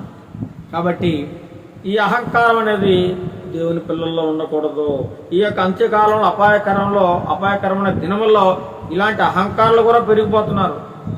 ఎక్కడ చూసినా అహంకారం, గర్వం, పేటరీగిపోతూ ఉన్నారు మనుషులు. ఏమాత్రము నెమ్మదిగా మాట్లాడడం కానీ, చక్కగా గౌరవించి మాట్లాడడం కానీ లేదండి. గర్వం, మొండిగా ఎదిరించడం, ప్రవర్తించడం, ఇదంతా నాశనానికి కారణమట. ఇంకేంటి చెప్పండి. తర్వాత దోషకులు అంటే దూషించేవారు, తిట్టేవారు. పుట్టు పుణ్యానికి తిడతారండి కొంతమంది. ఏముండదో, దూషిస్తారంటే అన్యాయంగా తిడతా ఉంటారు. వాళ్ళకి ఏం పని పాట ఉండదు. వాళ్ళ పని ఏంటి? తిట్టడమే, బూతులాడమే. చిన్నదానికి తిడతారు, పెద్దదానికి తిడతారు. అవసరం ఉన్నా తిడతారు, అవసరం లేకపోయినా తిడతారు. అలాంటి వారు. ఇంకా చూడండి, తర్వాత తల్లిదండ్రులకు అవిధేయులు. ఇది గొప్ప మాట. ఇది తల్లిదండ్రులకు అవిధేయులు అంటే విధేయత లేదు, వినయం లేదు, వారంటే భయం లేదు, భక్తి లేదు. ఇలా జీవిస్తూ ఉంటే నాశనమే వారి అంతం. వారికి నాశనం తప్పితే ఇంకా వేరొక మార్గం లేదట. తల్లిదండ్రులకు ఎప్పుడు కూడా విధేయత చూపించాలట. తల్లిదండ్రులకు భయపడాలి, వణకాలే. వారు ఒక మాట చెప్పారంటే వినాలి, నువ్వు పాటించాలి. ఇది నా కోసమే కదా చెబుతున్నారు. నేను బాగుపడాలనే కదా, నేను మంచి మార్గంలో నడవాలనే కదా, నా బ్రతుకు బాగుండాలనే కదా నాకు ఇన్ని మాటలు చెబుతున్నారు. మొన్న ఒక వీడియో చూశానండి. ఆ యొక్క యవనస్తుడు చాలా బాధపడుతున్నాడు, ఏడుస్తున్నాడు కన్నీళ్ళు పెట్టి. ఎందుకో తెలుసా? తన తండ్రి చిన్నప్పటి నుంచినట ఎక్కడికైనా వెళ్తే, రే అది వెళ్ళొద్దురా, అటు వెళ్ళొద్దు, ఏదైనా పని చేసి ఇటు చెయ్యొద్దురా, నువ్వు అలా ఉండొద్దురా, ఇలా ఉండొద్దురా, అక్కడికి వెళ్ళకూడదు, ఇక్కడికి వెళ్ళకూడదు, ఇలా ఉండాలి, అలా ఉండాలని చెబుతుంటేనట తండ్రి ఈ కుర్రాడు అనుకున్నాడట, ఏంట్రా మా బాబు తలకాయ తినేస్తాడు అన్నాడా. తలకాయ తినేస్తాడు, రోజు ఇదే మాటలతో చంపుతున్నాడు నన్ను.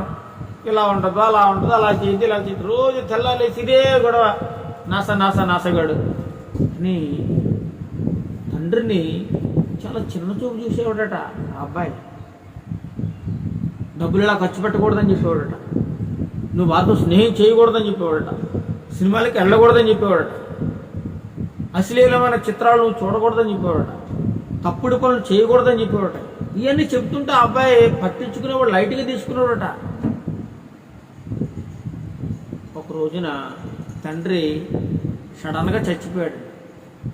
ఆ అబ్బాయి సరిగా ఒక 6-7 తరగతులు చదివేటప్పుడే చనిపోయాడు తండ్రి. అప్పుడు అర్థమైంది ఆ కుర్రోడికి, ఎందుకు ఈ తండ్రి ఎందుకు ఇంతగా ఇన్ని మాటలు చెప్పాడు. అయ్యో అంటే, అరే బాబు నేను చచ్చిపోతున్నాను, ఇక నువ్వు ఈ లోకంలో నువ్వు ఉంటావు, నువ్వు ఇలా బతకాలి. సమాజంలో మనుషులు ఎలాంటి వాళ్ళు, కాబట్టి నువ్వు ఇలా బతకాలని చెప్పి నా తండ్రి నాకు అంతగా చెప్తూ ఉంటే నేను పట్టించుకోలేదు.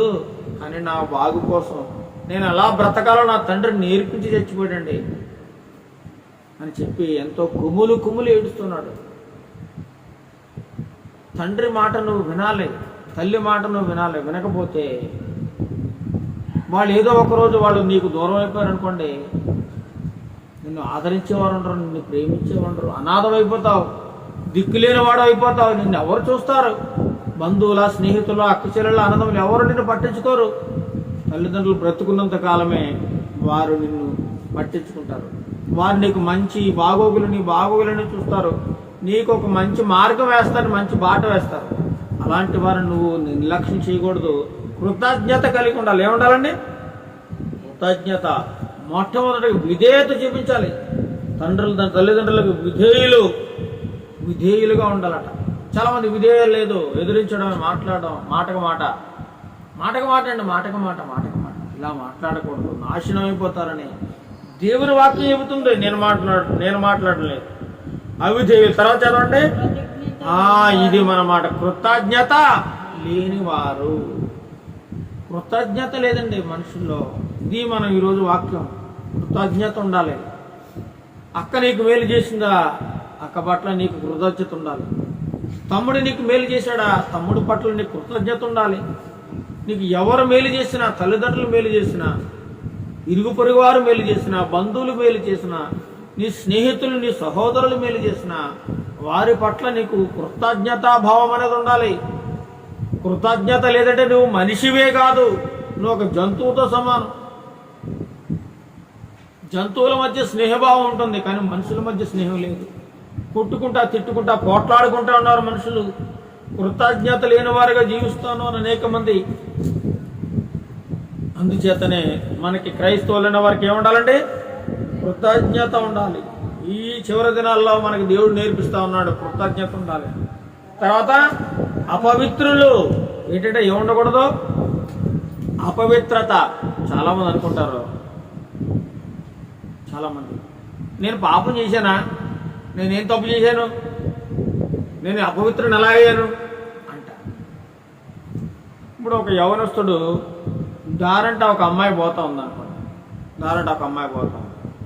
చూశాడు ఆ యవనస్తుడు, అబ్బా ఈ అమ్మాయి ఎంత అందంగా ఉందండి. ఈ అమ్మాయిని ఏదేదో రకరకాలుగా ఊహించుకున్నాడు అనుకోండి, మనస్సులో ఊహించుకున్నాడు అనుకో, వెంటనే నువ్వు అపవిత్రుడైపోయినట్టే, పాపం చేసినట్టే. ఎవరిని కూడా మనం తప్పుగా ఊహించుకోకూడదట. తప్పుడు ఆలోచనలు కలిగి ఉండకూడదట ఇతరుల పట్ల. అలాంటి ఆలోచనలు ఉన్నాయంటే నువ్వు వెంటనే వ్యభిచారం చేసినంత సమానం. నువ్వు ఒక స్త్రీని, నువ్వు యేసుప్రభు అంట స్వయంగా, ఒక స్త్రీని నువ్వు మోహపు చూస్తే నువ్వు వెంటనే ఆమెతో వ్యభిచారం చేసినట్లే. పాపం, అది మహాభయంకరమైన పాపం. ఈనాడు చూస్తే యవనస్తులు కదా, మొన్న ఒక డాక్టర్ గారు చెబుతా ఉన్నారు. డాక్టర్ గారు చాలామంది యవనస్తులకి 30 సంవత్సరాలు 20 సంవత్సరాల మధ్యలో ఉన్న యవనస్తులకి పిల్లలు పుట్టడం లేదట. పిల్లలు పుట్టడం లేదు. ఒక యవనస్తుడు డాక్టర్ దగ్గరికి వెళ్తే 30 సంవత్సరాల వయసు, పెద్ద వయసు కాదు, పిల్లలు పుట్టడం లేదు. లోపం ఏంటబ్బా అంటే ఈ యవనస్తుడిదే లోపం. ఎందుకు పుట్టడం లేదంటే ఆ యొక్క పిల్లలు పుట్టే కణాల సంఖ్య అంటే తగ్గిపోయిందంట. ఏమైపోయింది? తగ్గిపోయింది. కణాలు ఎక్కువగా ఉండాలి కానీ తగ్గిపోయింది. పిల్లలు మంచిగా మంచి అందమైన భార్యను చేసుకున్నాడు మళ్ళీ పెళ్ళి, కానీ భార్యను సంతోషపెట్టలేకపోతున్నాడు, భార్యను సుఖపెట్టలేకపోతున్నాడు. పెళ్లికి ముందే తప్పుడుగా ఊహించుకునే రకరకాల ఆలోచనలతో రకరకాల చెడు సంబంధమైన కార్యాలు, చెడు పనులన్నీ చేసి తన యవనాన్నంత పాడు చేసుకున్నాడు. అనవసరంగా తన వీర్యకణాల సంఖ్యను తగ్గించేసుకున్నాడు. వాడంతటా వాడే పాడు చేసుకున్నాడు. ఏమంటే ఎంత దారుణం వచ్చింది. 30 నుంచి 20 సంవత్సరాల మధ్యలో ఆ వయసులో ఎలా ఉండాలని పిల్లలు? బలమైన పిల్లలు పుట్టాలి, కానీ పిల్లలు పుట్టడం లేదట. త్రాగుడు, సిగరెట్లు, గంజాయి ఇదంతా లోపలికి వెళ్ళిపోయి ఏమంటే ఆ ఆరోగ్యంగా ఉండే కణాలన్నింటినీ కూడా పాడు చేస్తూ ఉన్నాయి, నిర్వీర్యం చేస్తూ ఉన్నాయి. కాబట్టి ఇక పిల్లలు పుట్టే అవకాశం లేదట చాలామంది. ఎంత విచారకరం. మళ్ళీ ఆ అమ్మాయి బాగానే ఉంది. ఆ అమ్మాయి, కొంతమంది స్త్రీలు కూడా పాడైపోతూ ఉన్నారు. కొంతమంది యవ్వన స్త్రీలు పెళ్లి కాకుండానే రకరకాల విచ్చలవిడిగా తిరిగేసి రకరకాలుగా అబార్షన్లు చేయించుకుని విపరీతమైన చెడు మార్గంలో నడిచి పెళ్ళయ్యేసరికి పిల్లలు పట్టకుండా పోతున్నారు కొంతమంది యవ్వనస్తులు. వాళ్ళు కూడా 20-30 సంవత్సరాల వయసులో ఉన్నవారు. ఇదంతా పాపం చేస్తున్నారు. పాపం పనులు చేయడం వల్ల ఇవన్నీ జరుగుతున్నాయని దేవుని వాక్యం చెబుతుంది. అపవిత్రం అయిపోతున్నారు. పవిత్రంగా ఉండాలి. నువ్వు పవిత్రంగా. యేసుప్రభు పుట్టడానికి ఒక పవిత్రమైన స్త్రీని అనుకున్నాడు దేవుడు. ఎవరా స్త్రీ? ఎవరండి? మరియా. నిశ్చయమైంది కానీ నేను పురుషుని ఎరుగుని దాన్ని చూశాను. ఇగో లోకసువార్త 1వ అధ్యాయం 34వ వచనంలో కనబడతా ఉంది చూడండి. అందుకు మరియా నేను పురుషుని ఎరుగని దానినే. పురుషుని ఎరగలేదట, మగవాడిని కన్నెత్తి చూడలేదు ఆ స్త్రీ. ఎంత పవిత్రాలో చూడండి. నాకు వివాహం లేదు, నేను పురుషుడి దగ్గరికి వెళ్ళలేదు, నేను కాపురం చేయలేదు, నాకు ఇది ఎలా సాధ్యం అవుతుంది ప్రభువా అని దూతతో మాట్లాడుతున్నప్పుడు ఇది ఎలా జరుగుతుందని దూతతో అనగా, దూత అంటదే పరిశుద్ధాత్మ నీ మీదకి వచ్చును, సర్వోన్నతుల శక్తి నిన్ను కమ్ముకును, గనుక పుట్టవు వాడి శిశువు పరిశుద్ధుడై దేవుని కుమారుడు అనబడును. దేవుని కుమారుడు పరిశుద్ధుడు, పరిశుద్ధుడు.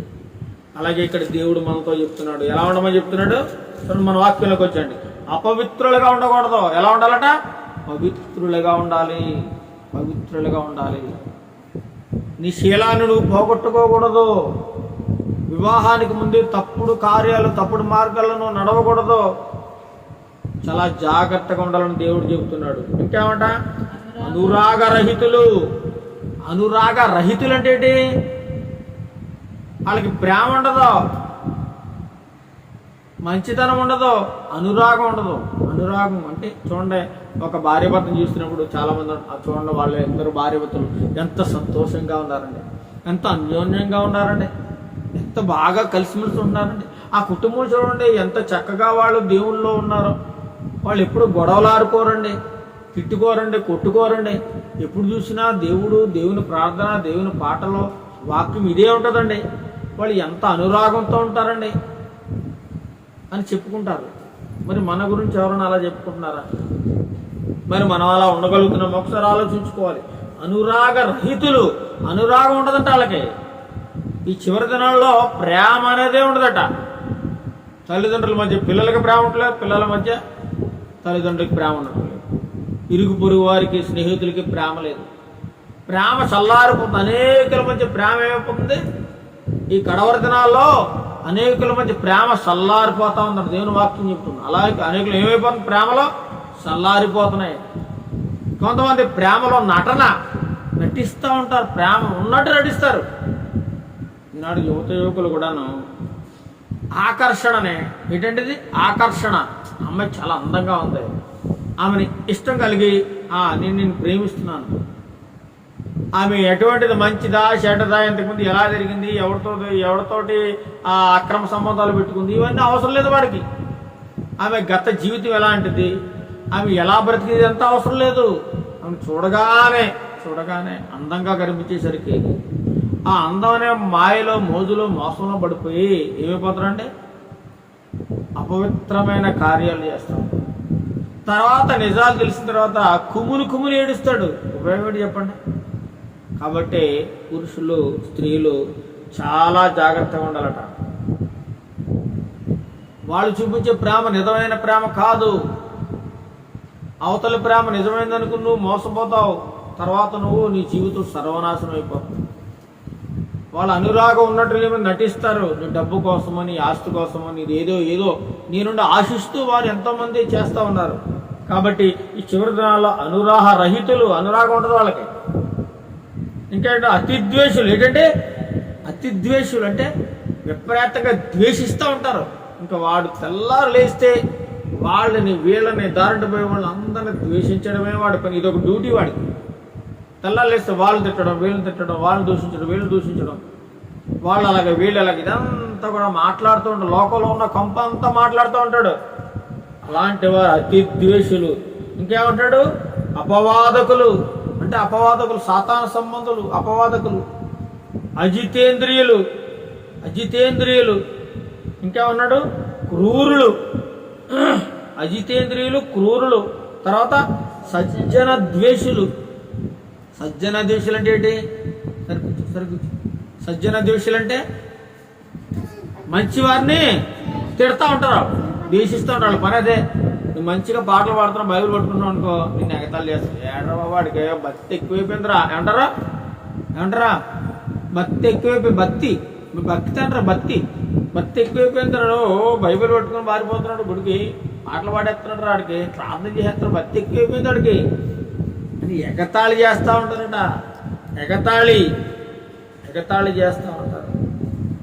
సజ్జన ద్వేషులు, అజితేంద్రియులు, క్రూరులు, ద్రోహులు, మూర్ఖులు, గర్వాంధులు, ఇలాంటి వాళ్ళందరూ కూడా చివరి రోజుల్లోనే బయలుదేరతారట. మనం ఏమో ఆశ్చర్యపడాల్సిన అవసరం లేదు. కుటుంబాల్లో బయలుదేరతారట, పిల్లల్లో బయలుదేరతారట. ఇలాంటి ద్రోహులు, దుర్మార్గులు, మూర్ఖులు, గర్వాంధులు బయలుదేరుతూ ఉంటారని దేవుడు ముందుగానే చెప్పేశాడు. ముందుగానే మనం అనుకుంటాం ఇదేంటి కుర్రోడు ఎలా అయిపోతున్నాడు అనుకుంటాం. దేవుడు చెప్పినట్టే జరుగుతుంది. వాడు నాశనం అయిపోవడానికి ఎలా చేస్తున్నాడనే సంగతి మనకు అర్థం కాదు. మనమేమో బాధకుంటాం, బుర్ర బాధకుంటాం, ఏంటి పిల్లడు ఎలా అయిపోతున్నాడు అని. మన పని ఏంటంటే వాడిని మంచి దారిలో పెట్టాలి. వాడు నాశనం అయిపోతూ చూస్తూ మనం ఊరుకోలేం కదా. మనం మంచి దారిలో పెట్టడం ఎంతగానో ప్రయత్నం చేస్తూ ఉంటాం అన్నమాట. ఇంకా ఒక గొప్ప మాట కనబడుతుంది. దేవుని కంటే సుఖానుభవం ఎక్కువగా ప్రేమించేవారంట. దేవుడి కంటే నాకు ఇంకా ఎక్కువ సుఖం కావాలి. దేవుడు కొంతవరకు నీ సుఖంగా బతకడానికి అన్ని అవకాశాలు ఇచ్చాడు. అది సరిపోదాడికి. ఇంకా నేను దేవుడి కంటే ఇంకా సుఖంగా బతికేయాలి, ఇంకా సంతోషం కావాలి, ఇంకా ఆనందం కావాలని చెప్పేసి లోకంలో ఎత్తుకుంటున్నాడు. ఎక్కడ? పబ్బుల్లో ఎత్తుకుంటున్నాడు, ఏమంటే ప్యాకెట్లో ఎత్తుకుంటున్నాడు, మందు బీరు బాటిల్ తాగడంలో ఎత్తుకుంటున్నాడు, చెడు స్నేహాలతో తిరగడంలో ఎత్తుకుంటున్నాడు. ఇది సుఖం అనుకుంటున్నాడు. దేవుడి కంటే ఇంకా నేను ఎక్కువ సుఖపడాలని ఆతృత కలిగిన వారు సుఖాన్ని ఎక్కువ కోరుకుంటున్నారు. శరీరాన్ని కష్టపడడానికి ఇష్టపడతలేదు మనుషులు. సుఖంగా హాయిగా బతికేయాలి, ఏ పని చేయకూడదు, హాయిగా బతికేయాలి. హాయిగా డబ్బులు ఇచ్చినట్టు వస్తాయంటే రావు. కష్టపడి పని చేసుకోవాలి, ఏదోటి పని చేసుకోవాలి. మన శరీరాన్ని కొంచెమన్నా నలగొట్టాలట. మన శరీరానికి ఏం చేయాలి? కొంచెమన్నా నలగొట్టాలి, పని చెప్పాలి. లేకపోతే సామర్థ్యం వచ్చేసి నాశనం అయిపోయే అవకాశం ఉందని దేవుని వాక్యం సెలవుతాం. ఇంకా అంటే దేవుని కంటే సుఖాన్ని ఎక్కువగా మనం ప్రేమించకూడదట. తర్వాత 5వ వచనంలో గొప్ప మాట ఉంది, చెప్పండి. పైకి భక్తి గల వారి వలె ఉండియు దాని శక్తిని ఆశ్రయించిన వారునే ఉన్నారట. చాలా మంది పైకి ఎలా ఉంటారంటే, నా మాటలు కాదు, పైకి ఎలా నటిస్తారు? భక్తి గలవారుగా, బుద్ధిమంతులు నటిస్తారండి. బుద్ధిమంతుల్లాగా నోట్లో ఇలువడితే కొరకడం రాదు నాకు అన్నట్లుగా ఉంటాడు బుద్ధిమంతుడు అన్నట్లు. కానీ వాడి కోసం మాట్లాడుకుంటే ఒక పెద్ద గ్రంథం రాయొచ్చు. అలాంటి చెడ్డ పనులు అన్నీ ఉంటాయి, చెడు లక్షణాలు ఉంటాయి. కానీ వాడు ఎలా నటిస్తాడు? వాడు చేసే పనులు అన్నీ అందరికీ తెలుసు లోకంలో. కానీ వాడు ఏమనుకుంటాడు? నేను మంచివాడిని, నేను చాలా ఉత్తముడిని, నేను చాలా గొప్పవాడిని. వాడు అనుకుంటాడట. పైకి భక్తి గల వారి వలె ఉండి దాని శక్తిని ఆశ్రయించిన వారుగా ఉంటారు. దేవుళ్ళో ఉండే శక్తి ఏంటో, దేవుళ్ళో ఉండే ప్రేమ అంటే వాడికి ఏం తెలియదు. పైకి మాత్రం నేను భక్తి పరుణ్ణి, నటిస్తారని చెప్పి వాక్యం సెలవుస్తోంది. ఇలాంటి నటనతో ఉండేవారు ఎక్కువైపోతారు ఈ లోకంలో అని చెప్తున్నాడు. ఇట్టి వారికి విముఖుడమైనము. ఇలాంటి వాళ్ళ దగ్గరికి వెళ్ళదు నువ్వు. అలాంటి వారి దగ్గరికి వెళ్ళద్దు, అలాంటి వారితో స్నేహం చేయొద్దు, అలాంటి వారితో తిరగొద్దు, తాగొద్దు, తినొద్దు. వాళ్ళకి చాలా దూరంగా ఉండంటున్నాడు. ఇంకేమంటున్నాడు? పాపభరితులే నానా విధమైన దురాశల వలన నడిపింపబడి ఎల్లప్పుడూ నేర్చుకునిచున్నను సత్య విషయమైన అనుభవ జ్ఞానము ఎప్పుడునూ పొందలేని అవివేక స్త్రీల యొక్క ఎండలో చూచి వారిని చెర పట్టుకొని పోవారు వీరిలో చేరినవారు. ఈ యొక్క అంత్యకరమైన దినాలనంట ఇళ్లలో ప్రార్థన చేసుకునే స్త్రీలను కూడాను అన్యాయంగా వచ్చి బలవంతంగా ఇదిలోకి లాక్కు వెళ్ళిపోయి పాడు చేస్తూ ఉంటారట. అలాంటి రోజులలో మనం ఉన్నాం. మరి మణిపూర్లో ఏం చేశారండి? దేవుని నమ్ముకున్న బిడ్డలను, క్రైస్తవ స్త్రీలను బట్టలు మొత్తం ఉడదీసి నడి రోడ్ల మీద నగ్నంగా నడిపించారట. నగ్నంగా. ఎంత అవమానం చూడండి, ఎంత దారుణం. ఆడవారిని, ఈ సభ్య సమాజంలో ఆడవారిని ఎంత దారుణంగా అవమానిస్తున్నారో చూడండి. క్రైస్తవ స్త్రీలను, ప్రార్థన చేసుకునే వాళ్ళని, భక్తిగా ఉండే స్త్రీలని వీధుల్లోకి లాక్కొచ్చి బట్టలన్నీ చింపేసి ఒంటి మీద కనీసం చిన్న వస్త్రం కూడా లేకుండా చేసేసి నడి రోడ్ల మీద కొట్టుకుంటూ తరుముకుంటూ తీసుకెళ్తున్నారంటే ఎలాంటి దుర్మార్గులుగా ఉన్నారో చూడండి. ఒకసారి ఆలోచించండి. ఎంత దారుణంగా తయారయ్యారు ఇలాంటి ఈ రోజుల్లో మనుషులు. ఇదంతా రాకడకు సూచనలు అండి. దేవుడు రాబోతున్నాడు. వాళ్ళందరికీ కూడా భయంకరమైన శిక్ష ఉంది. వాళ్ళు అనుకుంటున్నారు మేము ఏదో ఘనకార్యం సాధించేసాం, గొప్ప చేసాం, దేవుని యొక్క బిడ్డలను, ఆడవాళ్ళని, స్త్రీలని పాడు చేసాం. కొంతమందిని అయితే అడవుల్లో పరిగెత్తించి పాడు చేసి చంపేశారటండి స్త్రీలని. కొంతమంది పురుషులను తలకాయలు నరికేశారు. ఎంత దారుణంగా ఉన్నారో చూడండి, ఎంత దారుణంగా ఉన్నారు. ఏమంటే పాప భరితులే నానా విధమైన దురాశల వలన నడిపింపబడి ఏమన్నాడు? పాప భరితులై పాపం ఎక్కువైపోతుంది.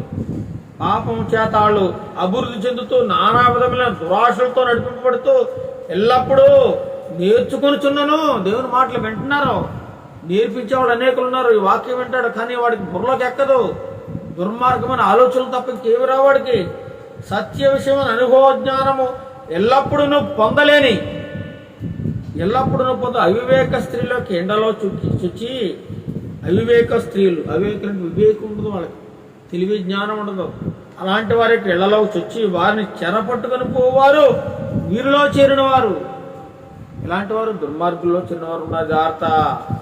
ఇంకేమంటున్నాడు? ఎన్నే ఎంబ్రైన వారు మోషేని ఎదిరించినట్లు. ఎన్నే ఎంబ్రైన వారు అంటే ఇద్దరు మోషే మీద ఆనాడు తిరుగుబాటు చేశారట. వీరును చెడిన మనస్సు కలిగి విశ్వాస విషయంలో భ్రష్టుల సత్యమును ఎదిరింతురు. దేన్ని ఎదిరిస్తున్నారు? సత్యాన్ని ఎదిరిస్తున్నారు. దేవునికి విరోధంగా నువ్వు నిలబడ్డావా, నువ్వు నాశనం అయిపోతావు. దేవునికి విరోధంగా నడకూడదు. అంతా నాకు తెలుసు నువ్వు అనుకోకూడదు. నీకు తెలియని విషయాలు ఎన్నో ఉన్నాయి. అది నీకు గర్వం అవుతుంది. దేవుడు మాట్లాడుతున్నాడు ఈ రోజున మనతో. ఇంకేమంటున్నాడు? వీరును చెడిన మనస్సు కలిగి విశ్వాస విషయంలో భ్రష్టులై సత్యమును ఎదురు. విశ్వాస విషయంలో భ్రష్టులు అయిపోతారు. విశ్వాసం ఉండదు. విశ్వాసం ఏమాత్రం ఉండదట. అయినను వీరి అవివేకం ఎలాగూ తేటపడనో అలాగే వీరిది కూడా అందరికీ తేట. వాడి బుద్ధి ఏంటో వాడిదంతా నడకంతా కూడా అందరికీ బయలుపడిపోతుందట. వాడు ఎంత దాచినా దాగదు. గనుక వీరు ఇక ముందుకు సాగరు. ఇలాంటి స్థితిలో ఎవడైతే ఉంటున్నాడో ఇంకా ఆడికి ఫుల్ స్టాప్ పెడేస్తా అంటున్నాడు దేవుడు. నువ్వు దుర్మార్గంగా జీవిస్తానంటే నీకు ఫుల్ స్టాప్ పెడతాడు. ఇంకా అక్కడితో నీ లైఫ్ ఎండ్, నీ జీవితం సమాప్తం. దేవుడిచ్చిన అవకాశాన్ని తీసుకుని నువ్వు ఇంకా మార్పు చెంది మంచి మనసుతో మంచి బుద్ధితో జీవించినట్లయితే ఈ లోకంలో దేవుడు ఇంకా కొంతకాలం నేను ఉంచుతాడు. దేవుని రాకడలో ఆయనతో పాటు మనం ఎత్తబడే గుంపులో మనం ఉంటాం. తర్వాత ఇంకేం చూడండి. అయితే నీవు నా బోధను, నా ప్రవర్తన, నా ఉద్దేశమును, నా విశ్వాసమును, నా దీర్ఘశాంతమును, నా ప్రేమను, నా ఓర్పును, అంతేక ఈకొనే లుస్త్రాన పట్టణంలో నాకు కలిగిన హింసలను బట్టి ఉపద్రవాలను బట్టి తెలుసుకున్న వాడవై నన్ను వెంబడించితివి. అట్టి హింసలను సహించితిని కానీ వాటన్నింటిలో నుండి ప్రభువులను తప్పించును అంటున్నాడు పౌలు గారు. తిమోతికి లెటర్ రాస్తున్నాడు. చివరగా 12వ వచనం చదవండి. క్రీస్తు యేసునందు సద్భక్తితో బ్రతుకును ఉద్దేశించే వారందరూ హింస పొందుతారు. ఎవరైతే దేవుని కోసం బలంగా నిలబడతారు, దేవుని వాక్యాన్ని గట్టిగా పట్టుకొని మరణమైన ఏ ఉపద్రవం ఎదురైనా సరే ఇక నేను దేవుల్లోనే ఉంటాను అని ఎవరైతే నిలబడతారో వాళ్ళందరికీ ఏమవుతుందట? హింస ఏమవుతుంది? దేవుని చాలా మంది దేవుని నమ్ముకుంటే ఇల్లు వస్తుంది, మేడ వస్తుంది, లేకపోతే డబ్బు వస్తుంది, ఆస్తిపాస్తులు వస్తాయి, నేను మంచి ఉన్నతమైన లైఫ్ వస్తుంది అనుకుంటే తప్పండి. ఎవరైతే మంచి సద్భక్తితో మంచి భక్తితో దేవుని ఆరాధిస్తూ సేవిస్తూ ఉంటారో అలాంటి వారందరికీ ఏమొస్తుందట? హింస వస్తుందని చెప్తున్నాడు. హింస మరి ఈ ప్రభుత్వం కాలంలో చూడండి, రాబోయే ప్రభుత్వం కాలంలో, గడిచిన ప్రభుత్వ కాలాల్లో కూడా క్రైస్తవులు ఎన్నో హింసలు పొందారు. మళ్ళీ అదే ప్రభుత్వం కానీ వచ్చిందంటే ఇంకా దారుణంగా అయిపోతుంది. క్రైస్తవుల పరిస్థితి చాలా దారుణం అయిపోతుంది. చాలా దారుణం. కుక్కను ఈడ్చినట్టు ఈడ్చి పాడేస్తారు. అందులో ఏమాత్రం డౌట్ లేదండి. నువ్వు క్రైస్తవుడువా? అంతే, నీ పని అయిపోయినట్టే. నువ్వు క్రైస్తవుడువా? అయిపోయినట్టే నీ పని. నేను సమాజంలో బతకనేరు, నీకు రావాల్సిన ఏ రాయితీలు రానియరు, నీకు ఏ విషయంలో నేను ముందుకు సాగనేది, ఉద్యోగ విషయంలోనా, నీ అభివృద్ధి విషయంలో అన్నింటిలో తొక్కేస్తారు నేను, చివరికి నేను చంపేస్తారు కూడా అవసరమైతే. అలాంటి కాలం వచ్చేసింది. అందుకే అంటున్నాడు పౌలు గారు మొట్టమొదటిలో అంత్య దినములలో చదవండి, అంత్య దినములలో అపాయకరమైన కాలములు వచ్చునని తెలుసుకును అన్నాడు. ఇప్పుడు వచ్చేలేదా? వచ్చేసి చూడండి, కొలస్సీలకు రాసిన పత్రిక 15వ అధ్యాయము 3వ అధ్యాయం చూడండి. కొలస్సీలకు రాసిన పత్రిక 3వ అధ్యాయము, కొలస్సీలకు రాసిన పత్రిక 3వ అధ్యాయము 15-16 వచ్చిన ఒక్కసారి చదవండి, త్వరగా ముగించుకుందాం. కొలస్సీలకు రాసిన పత్రిక 3వ అధ్యాయము 15-16. క్రీస్తు అనుగ్రహించు సమాధానము మీ హృదయములలో ఏలుచుండనీయుడే. క్రీస్తు అనుగ్రహించే సమాధానము మీ హృదయాల్లో ఏం చేయాలట? ఏలనేయాలి. క్రీస్తు అనుగ్రహించే సమాధానం మన హృదయాల్లో ఉండాలి, మన హృదయంలో ఉండాలి. ఏ సమాధానం ఉండాలి? ఈరోజు సమాధానం లేదండి. చాలామంది సమాధానం లేకుండా జీవిస్తున్నారు. కాబట్టి దేవుడు అంటున్నాడు అందరితో సమాధానం ఉండాలట, అందరినీ ప్రేమించాలట. ఇందుకోసమే మనం చదవండి, ఇందుకోసమే చదవాలి. ఇందుకొరకే మీరు ఒక్క శరీరముగా పిలువబడితిరి మరియు కృతజ్ఞులైండుడే.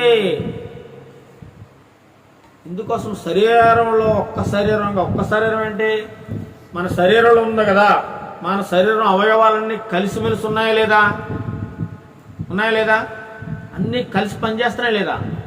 గుండె, కాళ్ళు, చేతులు, లివరు, కిడ్నీలు, ఊపిరితిత్తులు, కళ్ళు, చెవులు, ముక్కు, తల, కాళ్ళు ఇవన్నీ పనిచేస్తాయి, కలిసి పనిచేస్తున్నాయి లేదా? ఇవి ఒక్కసారి ఈ అవయవాలకి ఐక్యత లేకుండా ఒకరినొకరు దెబ్బలాడుకున్నాయి అనుకోండి, మన పరిస్థితి ఏమవుతుంది? కాలు వచ్చి చేయితో దెబ్బలాడి, చేయి వచ్చి కాలుతో దెబ్బలాడి, గుండె వచ్చి లివర్తో పోట్లాడి, లేదా కిడ్నీ వెళ్ళి ఊపిరితిత్తులు దెబ్బలాడింది అనుకోండి, అప్పుడు ఏమైతే వాటికి మధ్య గొడవలు వచ్చేసి ఏమవుతాయి? అవయవాలకి పనిచేస్తాయా? అప్పుడు మనమే ఎక్కడుంటాం? గోడ మీదకి ఎక్కేస్తాం. ఎక్కడికే? గోడ మీద పెద్ద పొడేసి దండేసేస్తారంటే. ఈ అవయవాల ఒక శరీరం అనగా ఒక్క శరీరం క్రీస్తు సంఘం. అది మనమందరము దేవుని యొక్క సంఘము, ఒక్క శరీరం. అందరూ కలిసిమెలిసి జీవించాలని చెప్తున్నాడు దేవుని వాక్యంలో. ఈ శరీరంలో అవయవాలు ఎలా అయితే ఐక్యంగా పనిచేస్తున్నాయో మీరు కూడా అలాగే కలిసిమెలిసి ఉండాలి. ఈ శరీరంలో అవయవాలు ఎప్పుడు దెబ్బలాడుకోవండి, ఎప్పుడు పోట్లాడుకోవు. కలిసిమెలిసి ఎలా ఉంటున్నాయో మనం కూడా అలా ఉండాలని చెప్తున్నాడు. ఇంకేమంటున్నాడు? కృతజ్ఞత కలిగి ఉండాలి. ఇందుకోసమే మీరు పిలువబడ్డారు. ప్రభువా, నాకు మంచి అవయవాలు ఇచ్చినందుకు నీకు వందనాలు, మంచి గుండె ఇచ్చినందుకు నీకు వందనాలు, మంచి కాలేయం లివర్ ఇచ్చిన వందనాలు, ఊపిరితిత్తులు మంచిగా ఇచ్చిన వందనాలు. దేవుడు అన్ని కూడా మనుషులకి మంచి మంచి అవయవాలు ఇచ్చాడండి. కొన్ని లక్షల కోట్లు పెట్టినా ఈ అవయవాలు నీకు దొరకవు. అలాంటి మంచి అవయవాలు నీకు ఇస్తే దేవుడు నువ్వేం చేస్తున్నావు? తాగుడు తాగుతున్నావు, లివర్ పాడు చేసుకుంటున్నావు, గుండెను పాడు చేసుకుంటున్నావు, కిడ్నీలు పాడు చేసుకుంటున్నావు, ఊపిరితిత్తులు పాడు చేసుకుంటున్నావు, నీ కాళ్ళు చేతులు పాడు చేసుకుంటున్నావు, కళ్ళని సెల్ల చూసి నీ కళ్ళను పాడు చేసుకుంటున్నావు. ఏమంటే భయంకరమైన శబ్దాలు విని పనికిమాలిన పాటలు విని నీ చెవులు పాడు చేసుకుంటున్నావు, అనరాని మాటలు మాట్లాడి నీ నోరుని పాడు చేసుకుంటున్నావు. ఏమంటే తినకూడని పదార్థాలు తిని కిడ్నీలు పాడు చేసుకుంటున్నావు, గుండెను పాడు చేసుకుంటున్నావు, లివర్ను పాడు చేసుకుంటున్నావు. నీ అంతా నువ్వే పాడు చేసుకుంటున్నావు. దేవుడేం పాడు చేయట్లేదండి, మనిషి పాడు చేసుకుని చచ్చిపోతున్నాడు. దేవుడికి సంబంధం లేదు ఈ విషయంలో. మంచి అవయవాలు ఇచ్చాడండి, మంచి అవయవాలు. దీన్ని కాపాడుకోవాల్సిన బాధ్యత. ప్రభువా, ఈ అవయవాలన్నిటికీ నువ్వు రక్షగా ఉండండి.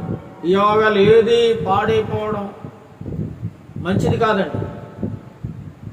కాబట్టి ఈ అవయవాలను ఇచ్చిన దేవునికి మనం ఏం చేయాలట? కృతజ్ఞత కలిగి జీవించాలి. మత్తయి సువార్త 10వ అధ్యాయం 42వ వచనం చూడండి. కృతజ్ఞత కలిగి జీవించాలి. కృతజ్ఞత లేకపోతే చాలా భయంకరమైన స్థితిలోకి వెళ్ళిపోతారు వాడు. కృతజ్ఞత కలిగి ఉండాలంట. మత్తయి సువార్త 10వ అధ్యాయము 42వ వచనంలో చూసినట్లయితే, మరియు శిష్యుడని ఎవడు ఈ చిన్నవారిలో ఒకనికి గిన్నెడు చన్నీళ్లు మాత్రం త్రాగనిచ్చిన వాడు తన ఫలము పోగొట్టుకొనడం నిశ్చయముగా మీతో చెప్పుచున్నాను. యేసుప్రభువు వారు మాట్లాడుతున్నారు ఈ మాటలు. ఈ చిన్నవారిలో అంటున్నాడు. ఈ చిన్నవారిలో అంటే ఎవరు? శిష్యుల్ని మధ్య మాట్లాడుతున్నాడు. ఈరోజు నిన్ను నన్ను గురించి మాట్లాడుతున్నాడు. దేవుని బిడ్డలను గురించి మాట్లాడుతున్నాడు. ఎవరైనా దేవుని బిడ్డలు వస్తేనట వాళ్ళకి కనీసం నువ్వు పంచభక్ష పరమాణాలు పెట్టకపోయినా పర్లేదు, చికెన్ బిర్యానీ మటన్ బిర్యానీ పెట్టకపోయినా పర్లేదు, టీ ఇవ్వకపోయినా పర్లేదు, ఇన్నిటి చన్నీళ్ళు ఇస్తే చాలట. ఒక పాస్టర్ గారు వచ్చే దైవజనుడు ఏం చేయాలి? నువ్వు అయ్యా మంచినీళ్ళు తాగుతారా అని చెప్పి ఇన్నిటి చన్నీళ్ళు ఇస్తే చాలు. పరలోకంలో నీకు గొప్ప ఫలం దేవుడు ఇచ్చేస్తాడు. నువ్వు దేవుడికి ఏది ఇస్తే దానికి మళ్ళీ కొన్ని వేల రెట్లు నీకు తిరిగి ఇచ్చేస్తాడు. దేవుడు నీదేం ఉంచుకోడు. నువ్వు 10 రూపాయలు కానుక వేసావు అనుకోండి, నీకు 1000 ఇచ్చేస్తాడు, 100 ఇచ్చేస్తాడు, ఎంతనే ఇస్తాడు. అంతేగా నువ్వు 100 రూపాయలు దాచుకుని నేను ఈ 10 రూపాయలు కూడా నేను వేయను, నాకెందుకు వచ్చిందిలే, 1 రూపాయి వేస్తాను లేదా 10 రూపాయలు వేస్తాను, నువ్వు పిసినారుగా ఉన్నావు అనుకోండి, ఉన్నది కూడా పోతట. ఏమైపోద్ది? ఉన్నది కూడా దేవుడు తీసేస్తాడు. నువ్వు ఎంత ఇస్తే దేవుడు నిన్ను అంత అధికంగా దేవుడు నిన్ను ప్రేమిస్తాడు. ఆయన నువ్వు ఇచ్చింది ఆయన ఏమో దోచుకోడు, ఉంచేసుకోడు, మళ్ళీ తిరిగి కొన్ని రెట్లు నీకు ఇచ్చేస్తారట. చూద్దామా ఆ మాట కూడా చూద్దామా? ఫిబ్రవరికి రాసిన పత్రిక 6వ అధ్యాయము 10వ వచనం. ఫిబ్రవరికి రాసిన పత్రిక. దేవుడు ఇచ్చేస్తాడా ఉంచుకుంటాడా చూద్దాం. తిరిగి ఇస్తాడా లేదా ఉంచేసుకుంటాడా? మనం ఏదైనా దేవుడికి ఇచ్చామనుకోండి, దేవుడు కూడా మనతో ఉంచుకోడట, ఇచ్చేస్తాడు. చదవండి మత్తయి సువార్త 6 ఫిబ్రవరికి రాసిన పత్రిక 6వ అధ్యాయము 10వ వచనం. మీరు చేసిన కార్యమును మీరు పరిశుద్ధులకు ఉపచారం చేసి ఇంకా ఉపచారం చేయుచుండుట చేత తన నామమును బట్టి చూపిన ప్రేమను మరచుటకు దేవుడు అన్యాయస్తుడు కాదు. దేవుడు కృతజ్ఞత లేనివాడు కాదండి. నువ్వు అందిస్తే నీకు 1000 ఇచ్చే దేవుడు, నువ్వు 1000 ఇస్తే 1,00,000 ఇచ్చే దేవుడు, నువ్వు ఏది ఇస్తే దాన్ని మళ్ళీ తిరిగి కొన్ని వేల వందల రెట్లుగా మార్చిచ్చే దేవుడు, కృతజ్ఞత కలిగిన వాడు. నువ్వు దేవునికి ఏదన్నా మంచి పని చేసావు అనుకోండి, ఇతరులకు నువ్వు మంచి పని చేసావు అనుకో, దేవుని పిల్లలకు ఏదైనా మంచి పని చేసావు అనుకోండి, దేవుడు నీకు కూడా కొన్ని రెట్లు, కొన్ని వందల వేల రెట్లు నీకు ఆయన తిరిగి ఇచ్చేస్తాడు. అందుకే అంటున్నాడు, మీరు చేసిన కార్యము ఏమంటే పరిశుద్ధులకు మీరు ఉపచారం చేస్తే, ఇంకా చేస్తూ ఉన్నట్లయితే తన నామాన్ని బట్టి ఎవరి మీద అయితే మీరు దేవుని ప్రేమను చూపిస్తూ ఉంటారో ఆ ప్రేమను దేవుడు మర్చిపోయే దేవుడు కాదట. నువ్వు చూపించిన ప్రేమ, అనేకుల మధ్య నువ్వు చూపించిన ప్రేమను దేవుడు మర్చిపోడండి. అనాథలో దిక్కు లేని వారు నువ్వు చార్దీసావు అనుకో, నేను ఒట్టిగా వదిలేసే దేవుడు కాదు, నీకు ప్రతిఫలం ఇచ్చేస్తారట. దేవుడు ఆ ప్రేమను మర్చిపోయే దేవుడు కాదు, అన్యాయస్తుడు కాదు అంటున్నాడు. కీర్తన గ్రంథము 139వ కీర్తన భాగము, 139వ కీర్తన భాగము 13-14 చరణాలు చదవండి. 13-14 అక్కడ దావీదు భక్తుడు అంటున్నాడు. కీర్తన గ్రంథము 139 13-14లో కూడా గొప్ప మాట దేవుడు వ్రాయించాడు. నా అంతరింద్రియములను నీవే కలుగు చేసితివి అనగా, అంతరింద్రియములు అనగా ఏంటి? అంతరింద్రియములు అవయవాలు శరీరంలో ఉంటున్న అవయవాలన్నిటిని కూడా దేవా నువ్వే కలుగు చేసితివి. తర్వాత నా తల్లి గర్భమందు నన్ను నిర్మించిన వాడవు నీవే. తల్లి గర్భంలోనికి చూడండి, తల్లి గర్భంలోనికి మనల్ని ప్రవేశపెట్టిన వాడు ఎవరట? దేవుడు. తల్లి గర్భములో ఒక మాంసపు ముద్దగా నిన్ను పెట్టి ఆ మాంసపు ముద్దలో నుంచి కాళ్ళు, చేతులు, ముక్కు, కళ్ళు, చెవులు, గుండె, ఊపిరితిత్తులు అన్ని అవయవాలను ఎవరు కలుగు చేస్తున్నాడంటే దేవుడు. నా అంతరంద్రియములు నీవే కలుగు చేసినవి, నా తల్లి గర్భమందు నన్ను నిర్మించిన వాడవు నీవే. చాలా మంది పిల్లలు అంటుంటారు కదా, నాకేమిచ్చావు. నీకు జన్మనిచ్చారు వాళ్ళు. అదే పెద్ద ఎక్కువది, చాలా గొప్ప విషయం. అది చాలా చిన్న విషయంగా మాట్లాడుకుంటున్నాను. అందుకే అంటున్నాడు దావీదు, నా తల్లి గర్భమందు నన్ను నిర్మించిన వాడు నీవే. ఇంకా చదవండి, నీవు నన్ను కలుగు చేసిన విధము చూడగా భయమును ఆశ్చర్యమును నాకు పుట్టుచున్నవి. బాబా, ఏంటండి, ఎవడు చేయగలడండి? ఎవడు చేయగలడు? ఇలాంటి మంచి ముక్కు నీకు ఎవడవ్వగలడు? మంచి నోరు ఎవడవ్వగలడు? మంచి కళ్ళు, ఇలాంటి కళ్ళు నీకు ఎవడని ఇవ్వగలడా?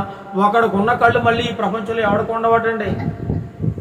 ఎవరి కళ్ళు వాడికే ప్రత్యేకత, ఎవరి గుండె వాడికే ప్రత్యేకత. అలాంటి మంచి అవయవాలు నీవు నన్ను కలుగు చేసిన విధం ఏంటయ్యా? ఇలాంటి మంచి కాళ్ళు ఇచ్చేవేటయా? మంచి హృదయం ఇచ్చేవేంటయా? మంచి గుండె ఇచ్చేవేంటయా? నువ్వు నన్ను కలుగు చేసిన విధం చూడగా నాకేం కలుగుతుందట? భయము, ఆశ్చర్యం నాకు పుట్టు. ఎందును బట్టి ఈ జన్మనిచ్చిన దాన్ని బట్టి, ఇంత గొప్ప జన్మనిచ్చిన నీ భూలోకానికి తీసుకొచ్చావు దేవా, అందును బట్టి నీకు నేను కృతజ్ఞతాస్తుతులు చెల్లించుచున్నాను. కృతజ్ఞత కలిగి ఉన్నాడని దావీదు దేవుని పట్ల కృతజ్ఞత కలిగి ఉండాలి. మనం కూడా ఇలాంటి గొప్ప జన్మనిచ్చిన తల్లిదండ్రుల పట్ల నీకు కృతజ్ఞత ఉండాలి. వారి రుణం తీర్చుకోవాలి నువ్వు. ఎలాగా? వారిని అన్ని రకాలుగా చూసుకుంటూ, వారిని ఏమాత్రం దుఃఖపెట్టకుండా, బాధ పెట్టకుండా, వారి వృద్ధాప్యంలో కూడా వారు చిన్నతనం నుంచి నిన్ను ఏ విధంగా అయితే పెంచి పెద్ద చేసి గొప్పవాడిగా ఈ స్థితికి తీసుకొచ్చారు, అవన్నీ నువ్వు గుర్తుపెట్టుకుని నీ తల్లిని కానీ తండ్రిని కానీ నువ్వు అలా చూసుకోవాలి. అలా చూసుకున్నట్లయితేనట నువ్వు ఇంకా ఎక్కువ కాలం దీర్ఘాయుస్సు, ఎన్ని సంవత్సరాలైతే అన్ని సంవత్సరాలు దేవుడు మంచి నీకు జీవితం ఇచ్చేస్తాడు. సుఖంగా, హ్యాపీగా, ఆనందంగా బతుకుతావు. అదే నువ్వు తల్లిదండ్రుల్ని బాధపెట్టి, వాళ్ళు ఏడిపిస్తూ, వాళ్ళు దుఃఖపరుస్తూ, గాయపరుస్తూ నువ్వు ఏదో నేను హాయిగా బతుకుదాం అనుకుంటే అది జరగని పని అండి. అది జరగదు. అది వాళ్ళని బాధపెట్టి నువ్వు ఏ రోజు కూడా సుఖంగా ఉండలేవు. వాళ్ళని సంతోషంగా ఉంచాలి, వాళ్ళని ఆనందంగా ఉంచాలి. అది పిల్లల బాధ్యత. అందును బట్టి నేను నీ కృతజ్ఞతాస్తుతులు చెల్లిస్తున్నాను అన్నాడు దావీదు భక్తుడు. నాకయ్యా, నాకు ఈ మంచి జన్మనిచ్చి ఈ భూలోకంలోకి నన్ను పంపించావు, తల్లి గర్భంలోంచి నన్ను బయటికి తీసుకొచ్చాను, ఇదే నాకు గొప్ప, అందుకే నీ కృతజ్ఞత చెల్లిస్తున్నాను. ఇంకా చూడండి, కీర్తన గ్రంథము 54:6లో యెహోవా నామము చూడండి. 54:6లో ముగించేస్తాను. కీర్తన గ్రంథం 54:6లో కూడా ఒక గొప్ప మాట కనబడతా ఉంది. యెహోవా నీ నామము ఎలాంటిదట? ఉత్తమము. ఆయన పేరు చాలా గ్రేట్. ప్రపంచంలో ఏ పేరు గొప్పదయ్యా నిన్ను అడిగితే నువ్వేం చెప్పాలి తెలుసా? యేసుక్రీస్తు వారి పేరు గొప్ప. ఆ పేరు చెప్పాలి. The great name in the world. ప్రపంచంలో గొప్ప పేరు కలిగిన వ్యక్తి ఎవరు ఉన్నారంటే యేసుక్రీస్తు ప్రభువారు. అందును బట్టి నువ్వేం చేయడానికి? కృతజ్ఞతాస్తుతులు చెల్లించాలి. 100వ కీర్తన 4వ వచనం. 100వ కీర్తన 4వ వచనం త్వరగా చదవాలి. 100వ కీర్తన 4వ వచనంలో ఒక గొప్ప మాట. కృతజ్ఞతార్పణలు చెల్లించుచు ఆయన గుమ్మములలో ప్రవేశించుడి, కీర్తనలో పాడుచు ఆయన ఆలయం ఆవరణం ప్రవేశించు, ఆయన స్తుతించుడి, ఆయన నామమును ఘనపరచుడి. కృతజ్ఞతార్పణ అంటే దేవుడు చేసిన ప్రతి మేలుకి నువ్వేం చేయాలా? దేవుడు మనల్ని చూడండి, పోయిన సంవత్సరంలో దేవుడు నన్ను చావు నుంచి కాపాడాడు. మరి నేనేం చేశాను? మర్చిపోయినా దేవుణ్ణి మర్చిపోలేదే. అందరినీ పిలుచుకుని, దేవుని యొక్క బిడ్డలను పిలుచుకుని, వారికి చక్కగా భోజనాలు పెట్టి, చక్కగా వచ్చి ఆతిథ్యం ఇచ్చి, నన్ను దేవుడు ఏ విధంగా అయితే నా ప్రాణాన్ని కాపాడాడో అందరికీ సాక్ష్యం చెప్పుకొని, ఆయన చేసిన మేలును మర్చిపోకుండా ఆయనను గొప్పగా స్తుతిస్తూ ఆరాధిస్తూ ఆయన మహిమపరిచామండి.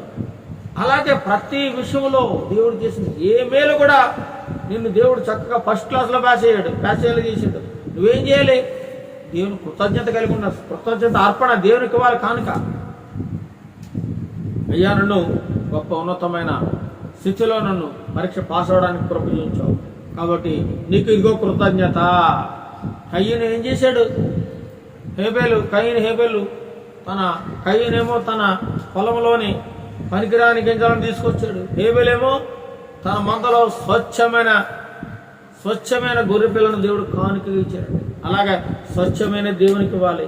ఇంకా 107వ కీర్తన 1వ చరణం, 107వ కీర్తన 1వ చరణంలో కనబడతా ఉంది. 107వ కీర్తన.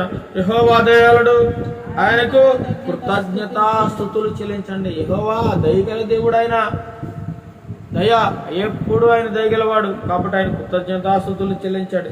ఆయన కృప నిత్యం ఉంటుంది నీ మీద. 145 కీర్తన 10వ చరణం, 145:10. 145:10 కూడా ఒక గొప్ప మాట రాయబడి ఉంది. ఆయన నిరంతరము ఏలును. 145 యెహోవా నీ క్రియలన్నీయు నీకు కృతజ్ఞతాస్తుతులు చెల్లించు. యెహోవా నీ క్రియలు అంటే దేవుడు చేసిన అద్భుతాలు, ఆశ్చర్య కార్యాలే ఆయనకు కృతజ్ఞతలు చెల్లించేవిగా ఉన్నాయి. ఆయన చేసిన అద్భుతాలకు, ఆశ్చర్యకార్యాలకు ఎన్ని కోట్ల స్తుతులు చెల్లించినా ఆయన రుణం తీర్చలేమండి. చివరగా యెషయా గ్రంథము 38:18. యెషయా గ్రంథము 38:18లో, యెషయా గ్రంథము 38:18లో చూడండి. 38:18 పాతాళమున నీకు స్తుతి కలుగదు, మృతి నీకు కృతజ్ఞాస్తుతి చెల్లింపదు, సమాధులకు దిగువారు నీ సత్యమును ఆశ్రయించరు. చూడండి ఏంటి ఈ మాట యొక్క అర్థం? పాతాళము. నువ్వు పాతాళంకి వెళ్ళిపోవు అనుకో, ఇంకా అక్కడ నీకు స్తుతి చేసే అవకాశం ఉండదు. బతికినప్పుడే నేను చచ్చినాక దేవుణ్ణి ప్రార్థిస్తాను, చచ్చినాక పాట పాడతాను, చచ్చినాక స్తుతులు చేస్తానంటే నీకు అవకాశం లేదు. పాతాళం నీకు స్తుతి కలుగదు, మృతి నీకు కృతజ్ఞతాస్తుతులు చెల్లింపదు. నువ్వు బతుకుండగానే ఆయన కృతజ్ఞతాస్తుతులు చెల్లించాలి. సమాధిలోకి దిగిపోయిన తర్వాత నువ్వు ఆయనకి ఏమి నువ్వు చేయలేవు. బతుకుండగానే నీ జీవితాన్ని మార్చుకో. ఈ ఊపిరి ఉండగానే నువ్వు ప్రభువుని నమ్ముకో. అది నీకు దేవుడిచ్చిన గొప్ప అవకాశము. సజీవులే కదా నేను స్తుతించరు. మనం ఈరోజు సజీవంగా ఉన్నాం, బ్రతుకున్నాం కాబట్టి మనం ఆరాధిస్తున్నాం. సజీవం అనుకోండి, ఆయన ఆరాధిస్తామా? ఆరాధించలేము. మన్ను ఆయన స్తుతించదు. కాబట్టి నువ్వు మన్నుగా మారకముందే నువ్వు ఆయన స్తుతించాలి, ఆయనకు కృతజ్ఞత కలిగి జీవించాలి. చివరిగా 57:19, యెషయా గ్రంథం 57:19 వారిలో కృతజ్ఞతా బుద్ధి పుట్టించుచు. ఏం బుద్ధట? కృతజ్ఞతా బుద్ధిని పుట్టించాలట. అందరికీ ఈ బుద్ధి ఉండాలండి, కృతజ్ఞత కలిగి బుద్ధి, కృతజ్ఞతా భావం ప్రతి ఒక్కరికి ఉండాలని దేవుడు ఈ ఉదయకాల సమయం సెలవు. కృతజ్ఞతా బుద్ధి పుట్టించుచు దూరస్తులకును సమీపస్తులకును సమాధానం అని చెప్పి నేనే వారిని స్వస్థపరిచితనని యెహోవా సెలవిస్తున్నాడండి. నేనే స్వస్థపరుస్తాను, వారికి సమాధానం శాంతి కలుగు చేయవాడిని నేనే. వారిని స్వస్థపరచాలంటే నేనే, వారికి గాయం కలుగు చేయాలనే నేనే, గాయాన్ని కట్టాలన్నా నేనే, వాళ్ళని బ్రతికించాలన్నా నేనే, చంపేయాలన్నా నేనే. అలాంటి గొప్ప దేవుడికి నువ్వు ఎల్లప్పుడూ కృతజ్ఞత కలిగి జీవించాలి. ఆయన మర్చిపోకూడదు, కృతజ్ఞుడుగా ఉండకూడదు. అహంకారం, గర్వం నీలో ఉండకూడదు. ఎప్పుడు వినయము, విధేయత కలిగి దేవుని పట్ల భయము, భక్తి కలిగి జీవించాలని, కృతజ్ఞతా భావం కలిగి జీవించాలని దేవుడు చెప్తున్నాడు. ఇంకోటి ఎఫెసీయులకు రాసిన పత్రిక 5:4లో మనం ఎప్పుడునట కృతజ్ఞత వచనమే పలకాలట. చదవండి ఎఫెసీ 5:4. ఎఫెసీయులకు 5:4లో నువ్వు ఎలాంటి మాటలు పలకాలో పొద్దున్న లేస్తే దేవుడు చెప్తూనే ఉన్నాడు. కృతజ్ఞత వచనమే మీరు పలకవలను గాని మీరు బూతులైనను, ఓకిరి మాటలైనను, సరస్సూక్తులైనను ఉచ్చరింపకూడదు. ఇవి మీకు తగవు. కృతజ్ఞతా వచనమే. అమ్మ మీరు బాగున్నారమ్మా, దేవుడు మిమ్మల్ని చాలా బాగా కాపాడాడమ్మా, ఇలాంటి మంచి మాటలు మాట్లాడాలి తప్ప బూతులైనను, తర్వాత ఓకిరి మాటలైనను, సరస్సూక్తులు అంటే తెలుసు మీకు, సరసాలాడుతుంటారని ఎటకారాలు, ఇలాంటి పరిశుద్ధులకు తగవట. పనికిమాలిన వెటకారాలు మానేయాలి. పనికిమాలిన వెటకారాలు వాడకూడదు, సొల్లు కబుర్లు చెప్పకూడదు. కాబట్టి దేవుడు ఈ మాటలను దేవుడు మనకు తెలియజేస్తా ఉన్నాడు. ఇవి పరిశుద్ధులకు తగవు, నోట్లోంచి రాకూడదని దేవుడు సెలవిస్తా ఉన్నాడు. ప్రార్థనలో నిలకడగా ఉండాలి, ఎల్లప్పుడూ కృతజ్ఞత కలిగి ఉండాలని కొలస్సీయులకు రాసిన పత్రిక 4:2లో కూడా తెలియజేస్తా ఉన్నాడు. కాబట్టి మనమందరం కూడా కృతజ్ఞతా భావం కలిగి ఉండి దేవుడు చేసిన ప్రతి మేలుకి, ప్రభా నాకు నా జీవితం ఈ మేలు చేసావు, నీకు జీవితాంతం నేను కృతజ్ఞత కలిగి ఉంటానని ఆయన దగ్గర మనం ప్రమాణం చేసుకోవాలి. అటువంటి కృపను దేవుడు మనందరికీ దయచేయను గాక. ఆమేన్. ప్రార్థన చేసుకుందాం. మహాగణుడు మహోన్నతుడైన మా ప్రియ తండ్రి, నీకే వందనాలు స్తోత్రాలు చెల్లిస్తున్నాం నాయన. ఈ దినమున మాకు కృతజ్ఞతాభావము కలిగి ఉండాలని మాకు నేర్పించినందుకు, బోధించినందుకు నీకు వందనాలు స్తోత్రాలు చెల్లిస్తున్నాం నాయన. ఈనాడు అనేక మంది కృతజ్ఞత లేదు ప్రభువా. చేసిన మేలును వెంటనే మర్చిపోయి దుర్మార్గంగా అహంకారంతో ప్రవర్తిస్తూ మళ్ళీ తిరగబడుతూ ఉన్నారు నాయన. పిల్లలకు కృతజ్ఞత లేదు నాయన, తల్లిదండ్రులకు కృతజ్ఞత లేదు, బంధువుల మధ్య కృతజ్ఞత లేదు, స్నేహితుల మధ్య కృతజ్ఞత లేదు నాయన. అన్నిటికంటే సర్వమును సృజించిన మానవుడికి స్వేచ్ఛా జీవితం ఇచ్చినటువంటి నీ పట్ల కూడా కృతజ్ఞత లేని వారికి ఎంతో మంది జీవిస్తున్నారు నాయన. వారందరికీ కృతజ్ఞతాభావము దయచేయండి అన్న, కృతజ్ఞతాబుద్ధి దయచేయండి ప్రభా. అన్ని విషయాల్లో మీకు కృతజ్ఞత కలిగి జీవించే కృపను దయచేయండి నాయన. ఈరోజు ఏ విధంగా జీవిస్తున్నామంటే అది మీ దయ, మీ కృప నాయన. మీరు లేకపోతే మేము ఈ విధంగా జీవించలేము నాయన. అందుని బట్టి మేము మీకు కృతజ్ఞతాస్తుతులు చెల్లిస్తున్నాము నాయన. మా కృతజ్ఞతలు మీరు స్వీకరించండి నాయన. ఏ విషయంలో మిమ్మల్ని మర్చిపోకుండా మీరు చేసిన మేలును తలంచుకుంటూ, అవి నెమరు వేసుకుంటూ, గుర్తు చేసుకుంటూ, మీరు చేసిన ఆశ్చర్యకాలను, మా జీవితంలో చేసిన గొప్ప అద్భుతాలను మేము అనేక మందికి ప్రకటించడానికి నీ కృపా సహాయం దయచేయండి నాయన. ఇంతవరకు వాక్యమైన బిడ్డలు మీరు దీవించండి. ఎంతమంది అయితే ఈ వాక్యాన్ని ఉంటున్న వారందరి హృదయాలు ఈ వాక్యాన్ని ఫలింపజేసి 100 60 వారి జీవితంలో ఫలింపజేయండి నాయన. ప్రతి ఒక్కరికి శాంతిని, సమాధానం దయచేయండి. కృతజ్ఞతాబుద్ధిని నూతనముగా మా హృదయంలో పుట్టించండి ప్రభా. ఎప్పుడు నిన్ను మర్చిపోకుండా నిరంతరం నిన్ను గుర్తు చేసుకుంటూ, నీవు చేసిన మేలులను నెమరు వేసుకుంటూ నాయన నీకోసమే జీవితాంతం బ్రతికేవారుగా మమ్మల్ని అందరినీ సిద్ధపరచమని. ఈ అంత్యకాలంలో అపాయకరమైన దినములలో ఉన్నాము నాయన. మనుషులందరూ దుర్మార్గులుగా, దుష్టులుగా, మూర్ఖులుగా, ద్రోహులుగా మారిపోతా ఉన్నారు ప్రభా. అలాంటి వారి మధ్య మేము జీవిస్తున్నాము నాయన. అలాంటి వారితో మాకు సాంగత్యము కలగకుండా, వారి వల్ల మాకు ఎటువంటి ఇబ్బందులు కలగకుండా నీ కృపా సహాయం చేయండి. మాకు మంచి ప్రభుత్వాన్ని ఏర్పాటు చేయండి. క్రైస్తవులకు రక్షణగా ఉండే ప్రభుత్వాన్ని, ప్రజలందరినీ క్షేమంగా, సుఖంగా చూసే ప్రభుత్వాలను మాకు ఏర్పాటు చేయండి. ప్రభుత్వ అధికారులను, తండ్రి ప్రభా, నాయకులను మీరు దీవించండి. మా దేశాన్ని, మా రాష్ట్రాన్ని, మా జిల్లాను, మా మండలాన్ని, మా గ్రామాన్ని మీరు దీవించండి ప్రభా. దేశ ప్రజలందరినీ దీవించండి. ఎంతమంది అయితే అనారోగ్యంతో బాధపడుతున్నారో, రకరకాల బాధలతో, రోగాలతో, రుగ్మతలతో బాధపడుతున్నారు వారందరికీ తండ్రి ప్రభావం సంపూర్ణమైన స్వస్థత, విడుదల, శాంతి, సమాధానం దయచేయండి. ప్రతి ఒక్కరిని దీవించి ఆశీర్వదించండి. ప్రతి ఒక్కరిని మీరు దర్శించమని, ప్రతి ఒక్కరిని దృష్టించమని, ప్రతి ఒక్కరి మీద నీ దయగల హస్తాన్ని ఉంచమని, నా ప్రార్థన మనవులన్నీ మీరు అంగీకరించమని, సమాధానం దయచేయండి, శాంతిని దయచేయండి. మా ప్రభును రక్షకుడైన యేసుక్రీస్తు నామమున అడిగి ప్రార్థిస్తున్నాం తండ్రి, ఆమేన్. పరలోకమందున మా తండ్రి, నీ నామం పరిశుద్ధపరచబడును గాక, నీ రాజ్యం వచ్చును గాక, నీ చిత్తం పరలోకమందు నెరవేర్చినట్టు భూమి మీద నెరవేరును గాక. మాకు కావాల్సిన అరుదినాహారం మాకు తెచ్చి, మారణస్తులు మేము క్షమించినట్టుగా మారణమును క్షమించు.